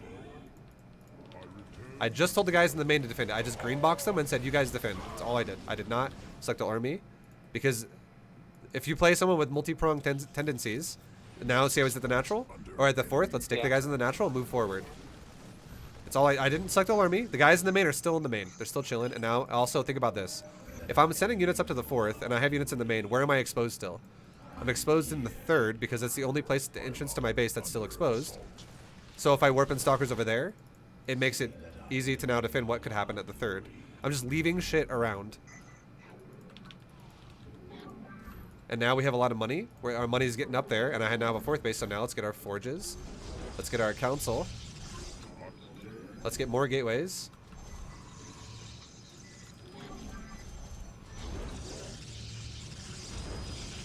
So clean. This is what you want to be doing, right? This is how you want it to be for yourself. Yeah. But we're not panicking. It's just we're just constantly making units, and we're just trying to think about what our opponent's doing and how can we deal with that in like a nice, easy peasy way. Okay, and our probe count's looking pretty fucking nice and solid right now. We can do one final chrono boost for them because we have a good amount of chrono ready to go. Make more stalkers, and now we're starting charge. So we're gonna also start Templar archives, and we're gonna start weapon upgrades and armor upgrades on the forges. And now we're kind of done. And we also just made a couple more gateways so we can spend our money. And now we're kind of done making stalkers because now we're going into charge. So now we're gonna go into Archons and charge lots with Immortals. And now look at our bases, all fully saturated, right? So now let's take another base again. So let's take another pylon and another nexus. And now we're starting to go into charge lots, which means my gas is getting ridiculously high. Okay, he's attacking my third, so let's go ahead and group my army up. Back up for just a second while it comes over, and now attack towards him. And we can warp in units as well while this is happening. And now we have this big fat fucking army attacking him. And now he runs away, so what are we going to do? Grab half my army and go like this. Guys, go up here. And why? Because this guy has been multi-pronging us all day. He's been fucking multi-pronging constantly, so let's prepare for that. Let's also retry to take a fifth again because he denied it. And let's start making Archons. Let's also get a couple more pylons because we are supply blocked at the moment. Keep chrono boosting our upgrades. transfer probes that are oversaturated. And now we're getting ready to a point where we're almost ready to move out. So let's make a couple cannons at each base because we're going to get ready to attack soon. And if he drops us while we're attacking, we don't want to get fucked by that. So let's make a couple cannons per base and a battery. Just like 2 cannons and a battery per base. And then 2 cannons and a battery up here. You can see, look at my gas, it's still really high, right? So let's make a bunch of Templar at a base. Make them all into Archons. Now he's attacking my 4th again, so let's group up. Or my 5th, rather. Let's cancel that base. Let's just take a new one on the other side of the map. Because he keeps attacking that side, which is fine. Make all these guys into Archons. Group my army up. We can scout one more time with the we can get ready to scout with the Hallucinated Phoenix. Like this, right here. Like, send him up. We just want to see if he's got a 3rd base. And now let's A-move towards his ass right here. Just A-move towards him. And behind this, let's make a bunch of Zealots because we have a lot of money. Okay. A-move towards his army. Go back to our upgrades. Chrono boost our upgrades. Fix our new expansion we just made. Get some cannons and batteries at it in case it gets attacked. Now, look at the other base that's getting attacked, right? Oh, that's why we make cannon battery, though, so it makes it way easier. I could also warp in Zealots at it and make it really easy to defend this base. And there we go. Now we just handled another attack from Terran. And he's multi-pronging us. And we're about ready now, and we just scouted where his 3rd was with our Hallucinated Phoenix. So we've confirmed what base we want to attack first. So now let's go ahead and get our probe count fixed, which is now good again. We're maxed out now as well. So let's go ahead and attack his 3rd. So now what we're going to do is we're going to go like this. Take our army, A-move towards his 3rd, Shift A-move his natural, and then Shift A-move his main. Grab our Observer and follow an Immortal with it, so that way it doesn't fly into a missile turret and just die, so we can always scout for Widow Mines and shit. So we're following an Immortal with our Observer. Now you can see he's got Medivacs at like my bottom right base. I don't know if he'll drop me, but looks like he didn't. So we would have warped in if it happened. We always have the option to warp in. Now let's take another base. Why? Because our natural is going to start mining out, and we need to keep transferring probes to new bases. And we can also add on some more gateways at this point too, because we have a lot of money. So we can add on like 1, 2, 3, 4, 5, 6, 7, 8 gateways, and maybe even like one more robo. Wherever I can fucking fit it. At the 3rd base, I guess. There you go. Now we have a lot of gateways and a lot of robos. I haven't looked at my army once. And it's not the priority. All we did was we just kept splitting up our army at the start of the game. Like, we would go, okay, well, some of my army goes here. Some of my army goes there. Some of my army goes here. Some of my army goes there. And then once we started realizing where he was, like, this is a humongous point in the game. So, watch my stream for just 1 second, because I know you're probably not in the game anymore, because this was just like a live game. But there was one point in the game that I want you to think about that makes a lot of sense. And a lot of people don't do this, and I didn't see you do this either. And it's really easy to do if you think about it. And you think like, oh yeah, I should be doing this. So, it's when he pushes my 3rd. It's super simple, but it will save you so much fucking games if you do this. So you can see, like, overall, I've given myself a good net of vision to see where he attacks from. But right here, this attack right now. This attack is so fucking important to understand. It's very simple, and it's really easy to fall apart if you don't do something like this. So my probe is going to build my 4th base. I am also getting ready to go into that phase where I'm going to start building spotter pylons in front of my base because I'm really starting to spread my army out among my bases. Some of it's in my main, some of it's in front of my 4th, some of it's in front of my 3rd. It's super spread, so I should start making spotter pylons right now too. Now, he attacked me with his army before we set that up, but we still saw it with our probe that was in the area, which is nice, right? It's fine. Now, watch my army at my 3rd base. As he pushes me, I don't just A-move towards him and call it a day. I select all army, because I know this is a big army. He's definitely pushing me. It could 100% kick the shit out of my army at my 3rd right now. Like, no problem. Like this, if I were to ask you to eyeball that Terran blob right there and say, how much supply is that? If you get anywhere in the realm of what it actually is, that's good. But if you were to be like, that's about 10 supply, I'd be like, no, it's not 10 supply. But if we look at the Protoss army we have right here, what is the Protoss army worth right here? 5 Stalkers and 3 Zealots? That's 16 supply. That's a very low looking army. And now his army over here is 4 Marauders, 4 Medevacs, a Widow Mine, and that alone is 10 units of all 2 supply units per, or sorry, that's 8 or 9, or no, sorry, it's 5 Marauders. It is actually it's 10 units. I didn't see the 5th one. I didn't also do the math right. But it's 5 Marauders, a Widow Mine, and 4 Medevacs. So it is 10 units that all cost 2 supply each. So it's 20 supply already, plus 11 Marines, which is a 31 supply army. So his army supply right here is basically double what we have at the 3rd base. If we fought this right away, we would lose the fight really bad. Like, all of our Zealots would die really quickly, and then the Stalkers would die and wouldn't have enough DPS to really kill much because the Medevacs would heal everything. And I would just throw away 16 supply and then now engage with the other units, which would just be kind of a waste. But what I did here was I went, oh, he's pushing me with an army that I can't beat with this because our army's too small, his army's too big. This is a judgment call. He's doing a big push. We're super spread out. That's as easy as that. And all I do is I back up behind my Nexus. I'm not just moving these guys back. I'm moving my entire army on the map to this location. And I'm not going to wait for it all to get here. It's just initiating that these units are going to start coming this way down to this location. That's all that's happening. And I'm chilling, I'm chilling, I'm chilling. And now the units are getting closer. And now I can set up and engage. Because if I don't engage soon, now he's going to potentially kill my Nexus. And he's also going to potentially start killing my probes. But what I just did for myself is I just bought myself about like 5 seconds of reinforcement time. So no longer are all the units in my base way the fuck in the back and way the fuck up here. They're all like now a lot closer to the fight. So now as the fight starts, you can see that fight's like still not even fully starting yet because a lot of his units are still caught up on the Nexus. But now it's like really just about to really fully start here. And now he's backing up because my army is fully concaving on him because we just backed up for a sec. That's a judgment call. That is something you need to start doing for yourself. And it's simply based on the fact that I said to myself, this is a frontal attack. Sorry. This is a frontal attack that is somewhat large. It is not like one medevac dropping the back of my main base or the back of my 3rd base. It is a frontal attack with 4 medevacs and a blob of bio with it. That is a lot of investment into one location. So I need to not fight that until some of my units reinforce here as well. Because it was clearly more than what I had here already. And then now once I waited for everything to show up, then we engaged with all of it. This fight was super good for us. As you can see, there's a lot more Protoss shit than Terran shit here. And the reason why that is working this way is because overall in the game, we've lost only 2 probes up to this point.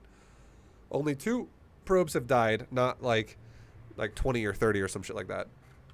Because we're leaving units around in the harass phase, and we've identified this is no longer a harass phase. This is a big army push, so this is an attack phase. So we group up to defend the attack. Generally, let me say it like this too. Generally speaking, another way to identify this, nobody is going to harass you from the center of the map. Everybody's going to harass you from the outsides with drops, if they're going to harass you with drops. The only way someone would ever harass you from the center, if it's a harass phase, is if the Terran's playing a style that's like Hellion Cyclone, and he's got like 3 Cyclones pushing you here, and then he backs up while he kites you. That's like the only way that would happen, because you can't have Cyclones in the open airspace, because they can't fly. So if you identify what you're fighting against, and you can tell what harass looks like for bio, which is drops, this was clearly not a drop. This was a frontal push, which was a I'm gonna fucking do some damage kind of a mindset right here.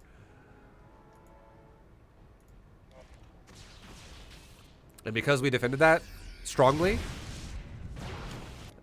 fight's over, and now we're good to go again. And what did I do the second he ran away? I didn't just sit here with my entire blob and just go, I don't know, we'll see what happens, right? I immediately spread out about half of my army.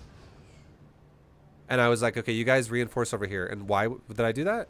Because if he backs up into Fog of War for me, he could very easily just go like this. All right, let's go this way, up here, down, like down over here, come through here and smash this base. And if I'm out of position over here with everything, and he comes over here and smashes this base, well, then I lose a base.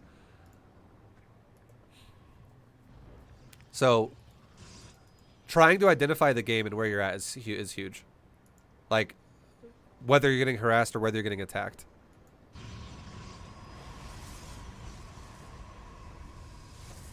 And then now he pushes our base over here, right? And again, this is a moment where you could argue, like, this was not good. I should have, again, built a pylon. I didn't. So now this base is going to die as a result of that, but it's a brand new base, so it's not that big of a deal.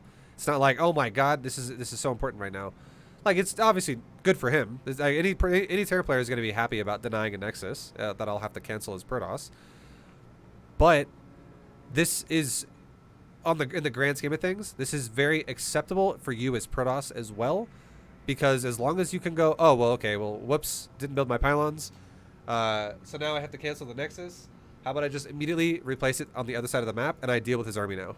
So we cancel the Nexus, and then immediately grab a new one on the other side, like that. So we're not missing a bunch of time here. We're not wasting a bunch of time. And now we know where his army is, and we're basically maxing out here. We're already so close to max, and he's so committed across the map. We just come over here and smash his army, and it's totally fine. We just move towards his army, and that fight went pretty good for us, I would say. Overall, because now when the fight's over, we have even higher supply as well. And now you can see he's obviously multi-pronging me, but that's why we also, at this point now, when you're going to get to the phase of the game where when you're going to start actually attacking your opponent, adding in some static D is never a bad idea. It's never a bad idea once you're at that stage.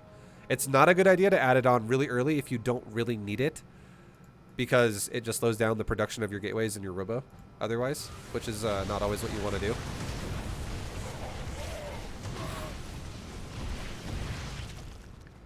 And then now, as you can see, we're maxing out here, and now we go for the attack.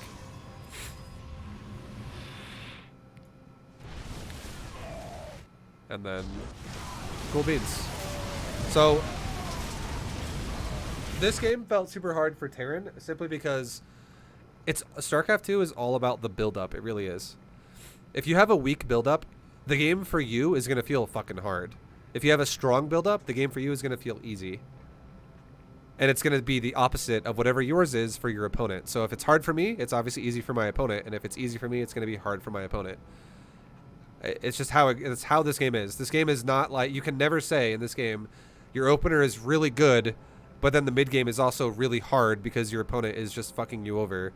And like, it's like, okay, you can say that at high level play, but you really can't say that in platinum and below, because in high level play, people, like, games go back and forth all the time.